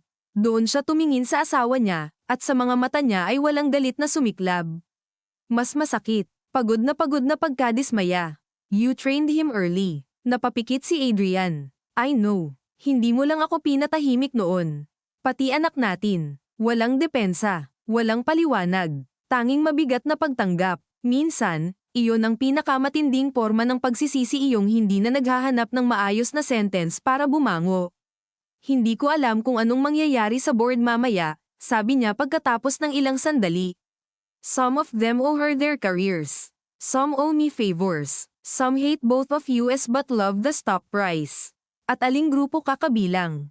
Noong mga nakaraang taon, the cowards with spreadsheets. Napakaliit ng hiningang lumabas kay Luna, hindi tawa kundi pagkilala sa tumpak na salita. At ngayon, now I'm the son who waited too long. Humawak si Luna sa kumot ni Mateo at pinisil iyon ng marahan. Sa loob niya, may bahagi pa ring gustong humarap kay Adrian at ibuhos ang lahat ng taon ng galitang lahat ng pagkakataong naiwang mag-isa siya sa dining table matapos siyang pahiyain ni Veronica. Ang lahat ng gabing sinabi nitong hayaan mo na, she's old habang bata pa naman noon ang biyenan niya at malinaw na malinaw ang bawat insulto. Ang lahat ng pagngingit-ngit niya sa banyo para lang hindi marinig ng mga katulong na umiiyak siya. Ngunit sa tabi ng tulog na anak nila, hindi sapat ang galit. Masyado itong magastos. Kailangan niyang maging eksakto. Pagkatapos nito, sabi niya, kahit anong mangyari sa kumpanya, sa apelyido, sa board, may isang bagay kang hindi pwedeng hingin sa akin. Ano? Na bumalik ako sa bahay na parang may natitirang normal. Tumingin siya sa kisame, saka muling sa kanya. I won't ask. Good. But I will ask, dagdag niya, at halatang mahirap sa kanya ang pagbuo ng mga susunod na salita, that if I do what I'm saying I'll do, if I stand there in daylight and don't bend, don't erase that when you decide what to do with US. Hindi agad sumagot si Luna. Sa labas, narinig nila ang mahinang usapan ng dalawang nurse, ang tunog ng stapler sa station, ang elevator bell. Ang problema sa iyo, sabi niya sa wakas, masyado kang sanay humingi ng credit sa mga bagay na dapat noon pa ginawa. Tumango si Adrian, tinanggap maging iyon. Fair. Pero hindi ibig sabihin nun na wala ng saysay ang gagawin mo ngayon. Doon siya bahagyang napatingin ng mas diretso, na para bang may maliit na bahagi sa loob niya ang natatakot pang marinig ang kahit kaunting pag-asa dahil baka hindi niya ito maingetan. I know. Hindi. Sabi ni Luna. Hindi mo pa alam. Malalaman mo mamaya. Pagdating sa maliit na family consultation lounge sa dulo ng wing, nadatnan nila roon sina Monsignor Javier at Congressman Ruben Rubio na parehong nakatayo sa tapat ng coffee dispenser na sira ang kalahati ng buttons. Ang pari ay nasa huling bahagi na ng 60s, maputi ang buhok, maayos ang tindig, at may mukhang sanay na salubungin ng paggalang sa silid kahit hindi siya nagsasalita. Si Rubio naman ay mas bata ng kaunti, malapad ang katawan, nakabarong sa ilalim ng dark jacket, at may ngiti ng lalaking matagal nang kumakain ng krisis para sa almusal basta't may camera o leverage sa dulo. Nang makita sila, lumapit agad ang dalawa na may halo ng malasakit at rehearsed gravity. Adrian, iho, sabi ng Monsignor, mahina ngunit makahulugan, sabay hawak sa bisig ng lalaki. I'm so sorry about the child. Kamusta ang apo mo? Dagdag ni Rubio kay Luna, na parang dati na silang malapit kahit 2 beses lang niya itong nakita sa charity galas. Nakakalungkot itong nangyari. Stable, sagot ni Luna. Salamat sa concern. Wala nang dagdag. Napansin niyo ni Rubio. Naroon agad ang maliit na pag-adjust sa ngiti niya. Umupo silang 4 sa bilog na table na may glass top at water rings mula sa mga nakaraang pamilya. Nanatili si Celeste sa labas ng half-open door, sapat ang layo para hindi magmukhang kasama agad, sapat ang lapit para marinig. Nagsalita muna ang Monsignor, gaya ng inaasahan ni Adrian. Anak, sa mga ganitong oras, ang unang tungkulin ay protektahan ang bata mula sa lalong sakit. Ang mga sugat sa pamilya, kapag ipininasok sa publiko, hindi lang laman ang pinuputol. Pati dangal, hindi umimik si Luna, hinayaan niyang matapos ang ritual. At sa negosyo, sabat ni Rubio, pinagdikit ang mga palad sa mesa. You both know how rumor works. A loose allegation tied to structural negligence, family conflict, possible injury before lunch pa lang, pwedeng maalarma ang lenders, projects, LGUs. We're not here to dismiss feelings. We're here to prevent unnecessary collapse. Tumingin si Adrian sa dalawang lalaki, at sa loob ng isang segundo ay nakita niya ang buong makina ng mundong kinalakhan niya. Hindi ito simpleng kasamaan. Iyon ang mas delikado. Ito ang sistema ng mga taong naniniwalang practical sila, mature, guardians of order, habang sa totoo ay tagapag-ingat lang ng dating ayos kahit bulok na ang ilalim. With respect, Monsignor, Congressman, sabi niya, maingat ngunit walang lamang, what exactly do you think is being alleged? Saglit na nagkatinginan ang dalawa. Si Rubio ang unang sumagot. There are heated emotions. Accidents happen. Family members say things in trauma. Bago natin pakawalan ang mas mabigat na interpretasyon, baka mas maigi you mean before facts harden, putol ni Luna. Tumingin sa kanya ang pari, sinusukat. I mean before pain becomes vengeance.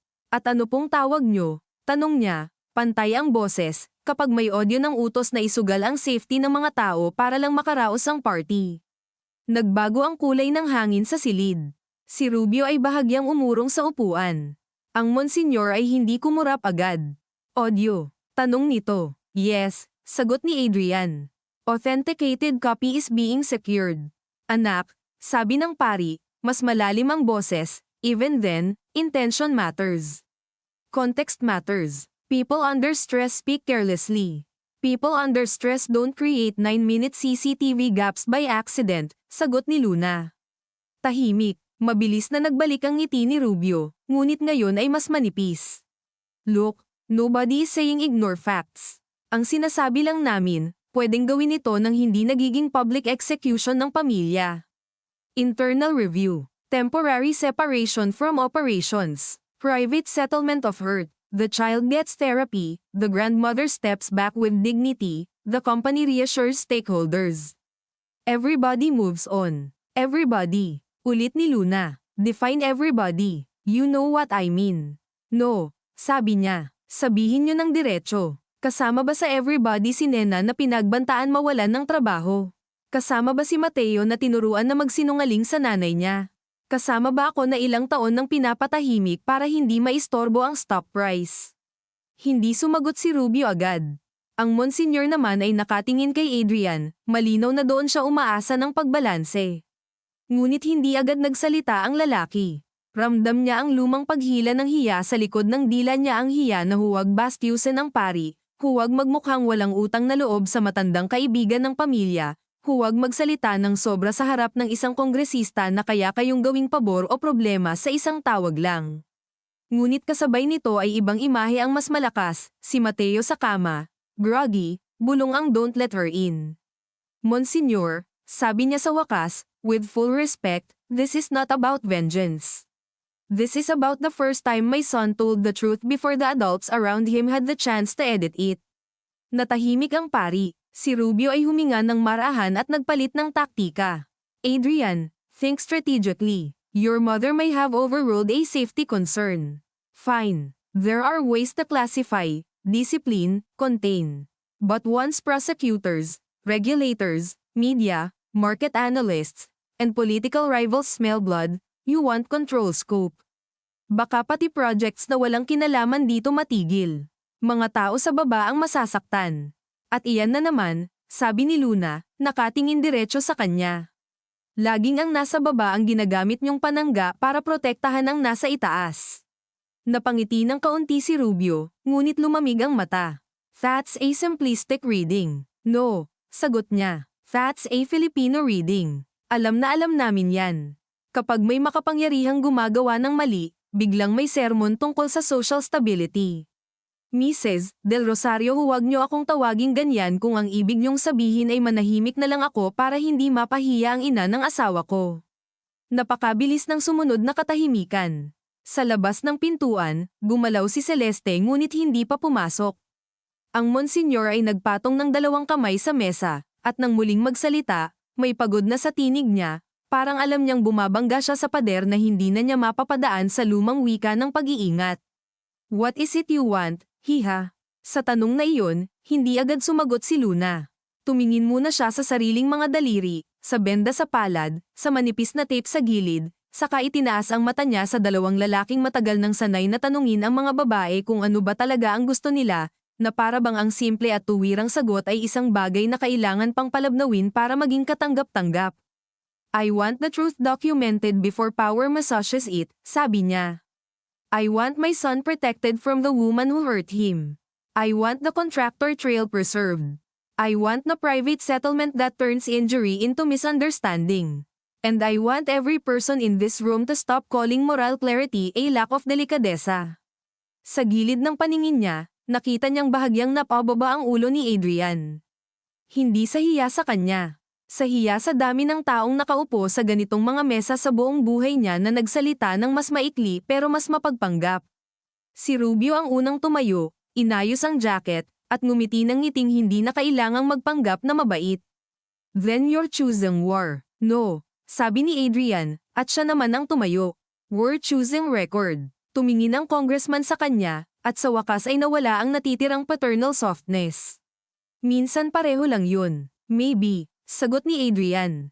But one leaves paper. Umangat ang kilay ni Rubio. You'll regret underestimating how many people need your mother not to fall. And you may regret assuming I still need them more than I need my son safe. Sumunod na tumayo ang Monsignor. Walang galit sa mukha niya, ngunit may kalungkutan na hindi malinaw kung para sa pamilya ba o sa pagkatalo ng impluwensya niya sa silid na ito. I will pray for wisdom, sabi niya. Please do, sagot ni Luna. Kakailanganin namin iyon lahat, pero hindi kapalit ng ebidensya. Umalis silang dalawa nang hindi na nagpumilit pa. Pagkasara ng pinto, pumasok si Celeste agad, walang sayang na segundo. Rubio will report back in 5 minutes.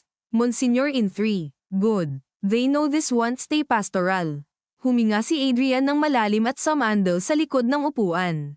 Board will start splitting before sunrise. Then we move first, sabi ni Celeste. Tumingin siya kay Luna. You still willing to attach your name openly to an incident letter and protective petition? Sandaling pumikit si Luna. Sa tanong na iyon ay naroon ang lahat: headline risk, school gossip, extended family judgment, mga kamag-anak sa Batangas na tatawag para sabihing magtiis ka na lang hiha, matanda na yan, huwag mong wasakin ang pamilya.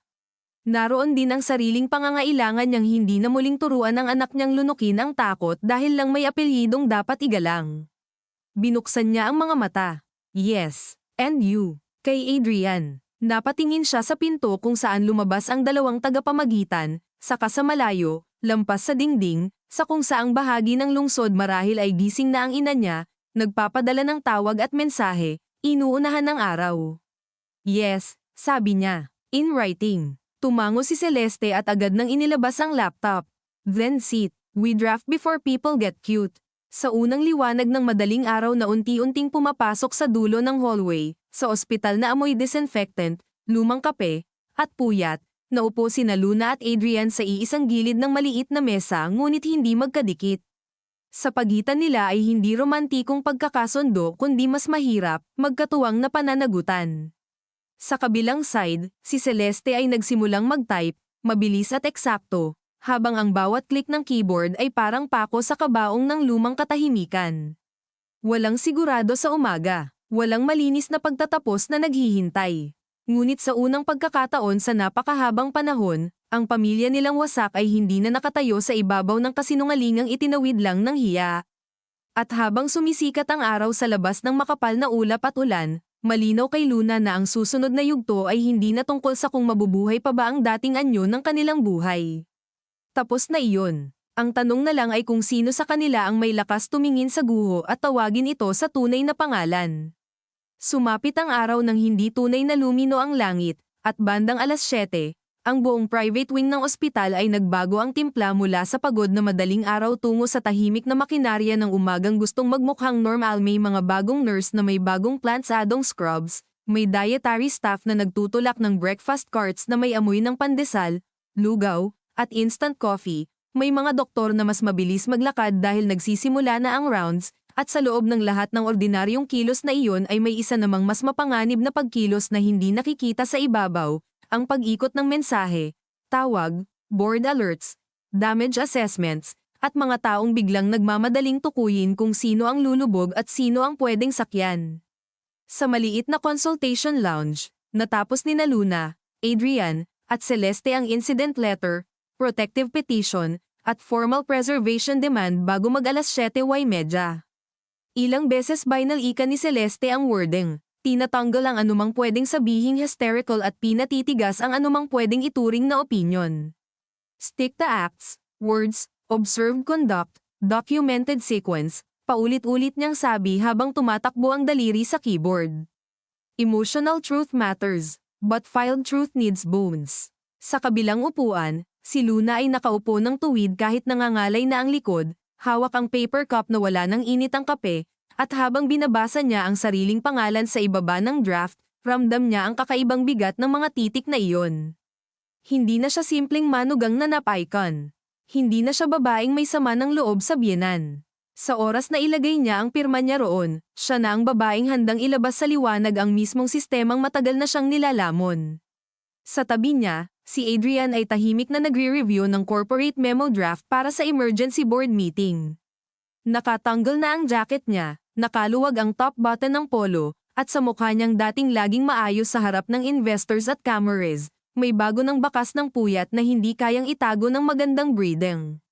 If I trigger an independent inquiry before market open, this becomes public risk immediately, sabi niya ng mababa, higit sa sarili kaysa sa kanila. If I don't, she controls the internal narrative by noon. So don't let her have noon, sagot ni Celeste. May isang window ka na lang, Adrian. Kapag nauna siyang magpakalat ng medical leave martyr version, bawat susunod na statement mo will look retaliatory. Tumingin siya kay Luna, naghihintay marahil ng pahintulot o kahit konting lambot. Ngunit ang natagpuan niya sa mukha nito ay hindi na pagsusumamo para piliin niya ang tama. Mas tahimik at mas mabagsik. Ang itsura ng taong napagod ng umasa at handa nang makita kung kaya mong tumayo nang walang aakayin. Do it, sabi ni Luna. Pero huwag mo ring gamitin si Mateo bilang uptext. Hindi siya attachment sa memo mo. Tumango si Adrian agad. He won't be. At huwag mong sabihing family matter. I won't. Dahil sa sandaling sabihin mo yan, babalik ka na naman sa parehong lumang dula.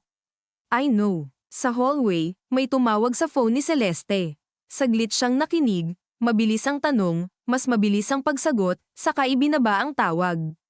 Filed na ang temporary protective motion. Judge assignment pending. Also, the board is convening hybrid. Some in person in Makati, some joining remotely.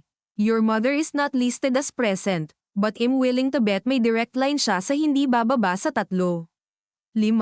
Automatikong sagot ni Adrian. At least 5. Umangat ang kilay ni Celeste. Good. Mas mahusay ang paranoia kapag specific. Bago sila tumuloy sa susunod, bumalik muna si Luna sa room ni Mateo. Gising na ang bata, mapatla pa rin ngunit mas malinaw ang tingin, may tray sa harap na may lugaw at gelatin na halos hindi nabawasan. Nang makita siya, bahagyang lumuwag ang mukha nito, saka agad tumingin sa likod niya, naghahanap. Daddy, nasa labas lang. Umupo siya sa gilid ng kama at hinawakan ang maliit na kutsara. Subo tayo ng konti, sumimangot si Mateo. Ayoko, kahit 3 lang, 2. Doon, sa torang iyon, biglang bumalik ang pagiging 5 taong gulang niya, at kinailangan ni Luna pigilan ang biglaang pag-ipon ng luha. Pinakain niya ito ng 2 maliit na subo, pagkatapos ay kalahating subo pa na kunwari hindi binilang. Habang ngumunguya ang bata, tahimik itong nakatingin sa benda sa kamay ng nanay niya. Sorry, sabi nito ng mahina. Ba't ka nag-so sorry? Nasugatan ka. Inayos ni Luna ang buhok niya at hinalikan ang noo nitong walang benda. Hindi mo trabaho protektahan si mama. Trabaho ko protektahan ka. Ilang segundo, walang imik si Mateo. Pagkatapos ay bumulong, aalis ba tayo sa bahay? Hindi siya agad sumagot, hindi dahil ayaw niya. Dahil gusto niyang sa sandaling iyon, totoo ang bawat salitang lalabas. Oo, sabi niya sa wakas. Hindi muna tayo babalik doon. Tumingin ang bata sa kisame, iniintindi ang laki ng pahayag sa sarili niyang paraan. Pati mga laruan ko, napapikit si Luna saglit, at doon niya naramdaman ang tunay na hugis ng mga desisyon ng matatanda, laging may batang magtatanong ng napakasimpleng bagay na walang maayos na sagot. Kukunin natin ang kailangan mo, sabi niya. Hindi lahat agad, pero hindi kita iiwanan. Tumango si Mateo, hindi lubos na kumbinsido pero sapat para sandaling hamupa ang takot. Pumasok si Adrian pagkatapos ng mahinang katok, may dalang maliit na stuffed dinosaur mula sa gift shop sa lobby, halatang binili ng padalos-dalos sa pagitan ng tawag at memo. Tinanggap iyon ni Mateo nang walang ngiti pero niyakap agad pagkatapos ng ilang segundo. Naramdaman ni Adrian ang kurot ng pasasalamat sa napakaliit na pagtanggap na iyon. Daddy has to go downstairs for a meeting, sabi niya, lumuluhod sa gilid ng kama. Pero babalik ako, totoo, tanong ng bata, hindi malakas, hindi dramatic, at marahil dahil doon, iyon ang pinakamasakit na tanong sa buong gabi para kay Adrian. Totoo, sagot niya, at sa pagkakataong ito ay alam niyang hindi ito simpleng pampakalma. Pangako ito na kailangang bayaran. Paglabas niya ng room, tila mas mabigat ang koridor kaysa dati.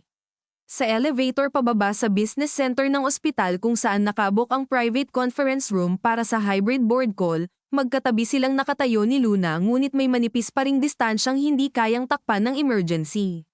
Nakasandal si Celeste sa likod, tahimik na nagbabasa ng bagong email sa phone. There's already a leak, sabi niya nang hindi nagtitingin. Finance blogger picked up chatter about an executive incident involving the Del Rosario family residence.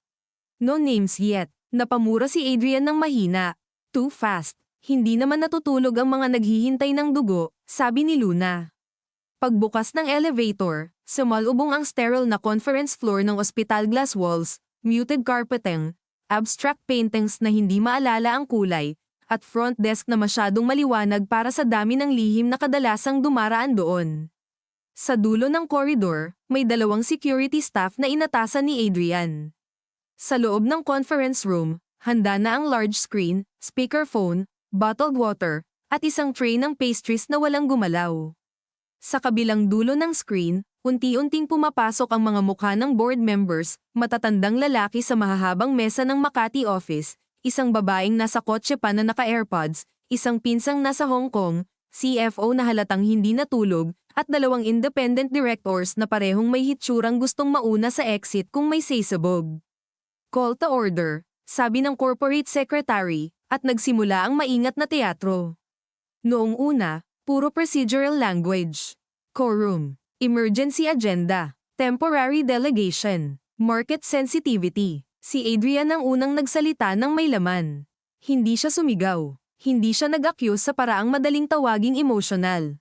Inilatag niya ang sequence, structural concern flagged, contractor previously marked in audit, unauthorized acceleration, injury to a minor, missing CCTV interval, recovered audio, witness affidavit, immediate need for independent inquiry and executive containment. Habang nagsasalita siya, ramdam ni Luna ang halos pisikal na pag-urong ng ilang mukha sa screen. Ito ang sandali kung kailan ang abstract na loyalty ay biglang nagiging measurable liability. We cannot classify this as a private domestic misunderstanding, sabi ni Adrian sa dulo. Not if we intend to remain a functioning company with any claim to governance. Sumingit agad si Director Sandoval, dating kaklase ng ama ni Adrian at matagal ng alay ni Veronica. Let's not overstate. We have an incomplete evidentiary picture and a highly emotional family overlay. This is precisely why we should avoid precipitous action. Precipitous. Ulit ni Celeste mula sa gilid, hindi pa opisyal na kalahok ngunit malinaw na naroon bilang counsel ni Luna. A child was injured under a hanging fixture your executive chair insisted on using despite warning. And you are? Malamig na tanong ng director. Counsel for a witness and for the mother of the injured child, sagot niya. Happy to send my notice of appearance. May isa pang director, si Marisa Ko, Independent on paper ngunit kilalang practical, ang bahagyang yumuko sa camera. Adrian, is your mother reachable? I'm sure she is, sagot niya. But she has already declared medical leave while continuing to influence board channels through intermediaries. That's an allegation. So is her email framing this as stress-induced family distortion, sabi ni Luna sa unang pagkakataon, at lahat ng mata sa screen ay lumipat sa kanya. Hindi siya naka-blazer. Hindi siya naka-boardroom armor. Nasa simpleng blouse lang siya, may benda ang kamay, mapatla ang mukha dahil sa puyat at takot, at marahil dahil doon ay mas mahirap siyang i-dismiss bilang strategist lang. Ako yung ininsulto, minanipula, at pinatahimik ng matagal, sabi niya, tuwid ang likod. Hindi ko ginamit ang posisyong ito para mag-higanti. Kung gusto ko lang ng eksena, matagal ko nang ginawa. Ang dahilan kaya nandito tayo ay dahil natuto ng matakot ang anak ko sa sariling lola. Sa screen, may ilang mukhang umiwas. May ilan na tumigas lalo. Si CFO, si Benjamin Lau, ang unang nagtanong ng pinakaimportanteng bagay para sa kanila. What is the exposure if we proceed with external inquiry immediately? Financial. Tanong ni Adrian. Hi. Governance. Sagot niya sa sarili niyang tanong. Higher if we don't. We can ring fence, sabi ni Director Sandoval. Suspend the contractor, form an internal committee, let the family handle the rest. Internal committee chaired by whom? Tanong ni Adrian. People she appointed. Walang sumagot agad. Doon pinatugtog niya ang audio. Hindi buo, hindi polished, may static, may kalansing ng metal, may malabong yabag sa service corridor. Narinig si Salcedo na halatang alanganin. At pagkatapos, ang boses ni Veronica hindi sumisigaw, hindi theatrical, mas delikado dahil ordinaryo sa kanya ang ganitong utos if this collapses after the guests leave, fine. Just make sure it holds now. Pagkatapos ng playback, tila sumikip ang silid kahit malamig ang aircon.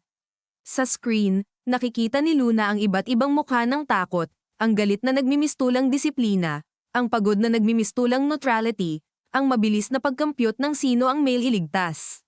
We need authentication, sabi agad ni Sandoval, ngunit hindi na ganoon katatag ang boses. You'll get it, sagot ni Adrian. For now, we have enough for emergency containment. This could still be edited. Then vote against inquiry and put that on record, sagot ni Luna. Tahimik, mabigat, ang corporate secretary ay bahagyang napalunok. Doon nila naramdaman ang tunay na shift. Hindi pa moral awakening. Mas praktikal, mas malamig, pero shift pa rin. Isa-isang nagsalita ang ilan, request for temporary suspension of chair powers, appointment of external investigator, freeze on contractor documents, protective protocol given potential witness intimidation, immediate disclosure planning.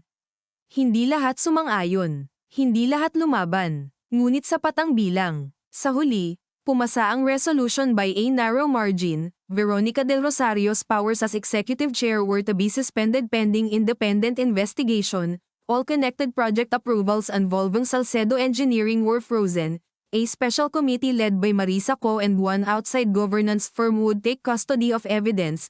Adrian would serve as interim operational signatory but not sole narrative controller.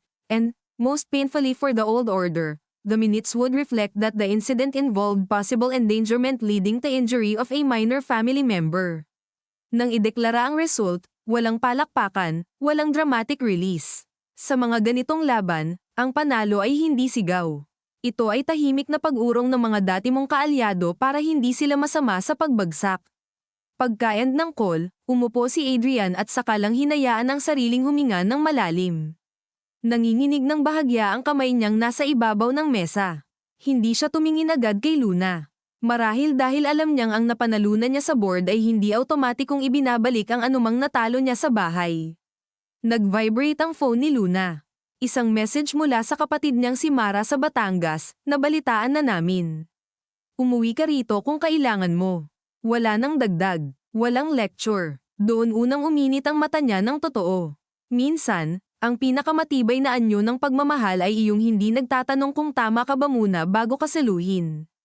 I'm taking Mateo to Batangas when he's discharged, sabi niya, hawak pa rin ang phone. Umangat ang ulo ni Adrian. Today, as soon as medically allowed. Okay, mabilis masyado ang sagot, at dahil doon ay napatingin siya ng mas diretso. Hindi ka kokontra. Napangiti siya ng mapagod. I lost the right. Hindi yan ang tinanong ko. Sandaling nag-isip siya, pagkatapos ay nagsabi ng totoo.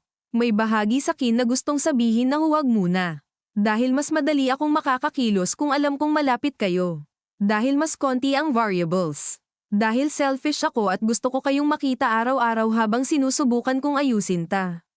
Pero kung ang tanong ay kukontra ba ako, no. You should go where he can breathe. Huminga si Luna ng mabagal.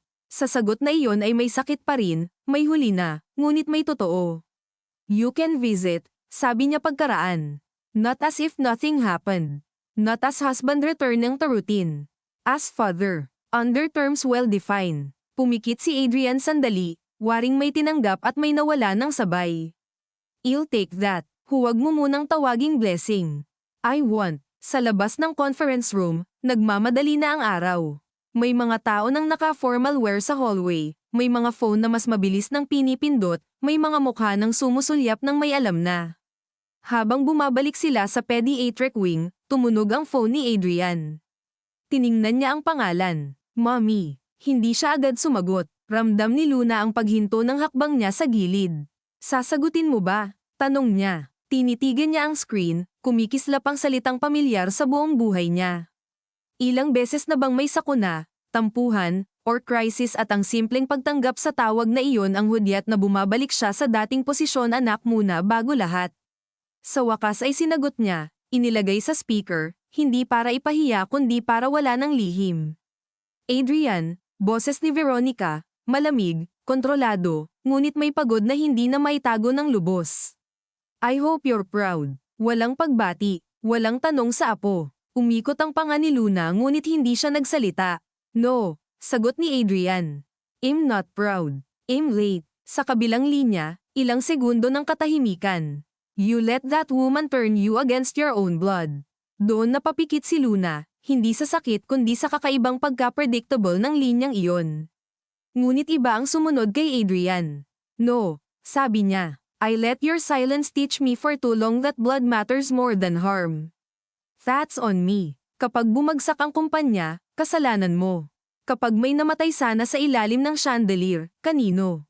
Muling katahimikan. Sa malayo, may maririnig na announcement sa ospital tungkol sa visiting hours, napaka-ordinaryo sa ibabaw ng bangin na binubuksan nila sa tawag na ito.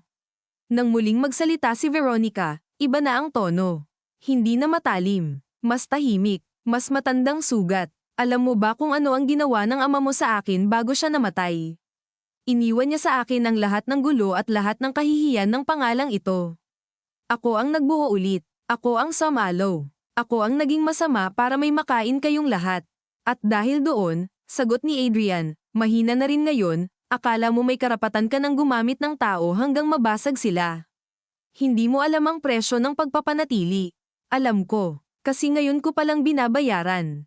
Hindi na siya pinatapos ni Veronica. Narinig lang ang mahinang hinga sa kabilang dulo, saka ang isang pangungusap na mas mabagsik dahil hindi ito sigaw.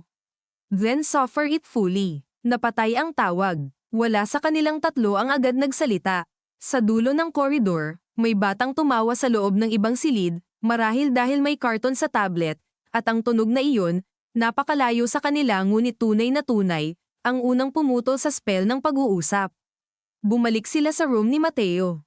Pagpasok, gising ang bata at nanunood ng mahinang animation sa wall-mounted TV, ngunit nang makita silang tatlo ay pinatay ni Luna ang volume at umupo sa tabi niya. We're going on a trip later, sabi niya. Ta Batangas. Namilog ang mata ni Mateo. Oo, may dagat, hindi agad. Pero may Lola Mara at may puno ng mangga. Bahagyang ngumiti ang bata sa unang pagkakataon mula kagabi. Sa ngiting iyon, may kung anong lumuwag kay Adrian at may kung anong tuluyang naputol din. Naintindihan niya na habang maaari siyang magpakahirap para itama ang record, ayusin ang inquiry, at harapin ang fallout ng kumpanya, may bahagi ng buhay na hindi na sa kanya iikot araw-araw. May biyahe ang mag-ina na hindi niya sasakyan. May bahay na hindi niya matutulugang kasama sila. Hindi dahil pinagbawalan siya kundi dahil iyon ang presyo ng pagkaantala niya. Bandang tanghali, dumating ang discharge clearance para sa observation transfer, May strict instructions, meds list, follow-up schedule, at babala laban sa stress.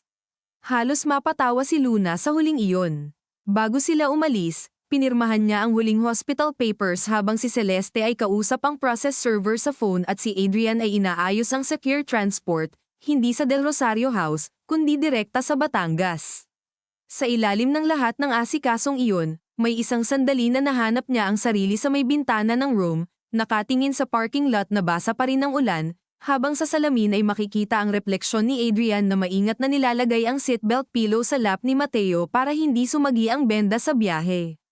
Dati, maaaring sapat na sa kanya ang ganitong eksena para umasa ulit. Ngayon, hindi na. Ngunit hindi rin niya maitatanggi na may sakit ang katotohanang hindi siya lubos na walang pakialam. Lumapit si Adrian sa kanya bago ang pag-alis. Hindi siya nagtangkang yamakap, hindi siya humawak. "I'll come to Batangas in 2 days after the first investigator briefing," sabi niya. "If you still allow it, text first, I will." At Adrian, yes. Tiningnan niya ang lalaki na minsan niyang minahal ng simple, pagkatapos ay sa lalaking nakatayo sa harap niya ngayon, buo pa rin ngunit may mga bitak na hindi na may kakaila. Kapag dumating ka roon, huwag kang darating bilang may-ari ng sagot. Dumating ka bilang taong handang makinig sa mga nawasak mo rin. Tumango siya. Wala nang depensa. Okay. Lumapit si Mateo mula sa wheelchair, itinutulak ng nurse, at inabot ang stuffed dinosaur sa ama niya. "Daddy, hold muna." Tinanggap ni Adrian iyon na parang sagradong bagay, saka ibinalik ng maingat matapos may sakay ang bata sa sasakyan. Nang sumara ang pinto at humandar ang van palabas ng street, Isabel, nakatayo si Adrian sa covered driveway habang tinatamaan ng ambon ang manggas niya. Hindi siya kumaway ng malaki. Hindi rin lumingon si Luna ng paulit-ulit. Ngunit sa huling segundo bago pumikit ang tinted glass sa pagitan nila, nagtagpo ang mga mata nila. Walang kapatawaran doon. Wala ring ganap na pagtatapos. Naroon lang ang matigas na pagkilala na may nailigtas sila, oo, ngunit may nabasag na hindi na maibabalik sa dating hubog. Sa biyahe pa Batangas, humimbing si Mateo matapos ang kalahating oras, hawak ang dinosaur sa dibdib. Sa harap, ang driver ay tahimik, at sa labas ay dumudulas ang mga palayan, gasolinahan, waiting sheds, at mga tindahang may tarpaulin sa gilid ng highway na parang patunay na kahit gaano kabigat ang gulo ng mayayaman, patuloy pa rin ang ordinaryong buhay ng bansa. Nang marating nila ang bahay ni Mara sa hapon, sinalubong sila ng amoy ng bagong saing, pinakulo ang kamyas sa kusina, at lumang kahoy ng ancestral house na hindi marangya ngunit totoo. Walang katulong na nagmamadali, walang chandelier, walang boses na laging nagsusukat kung sapat ang kilos mo para sa apelyido.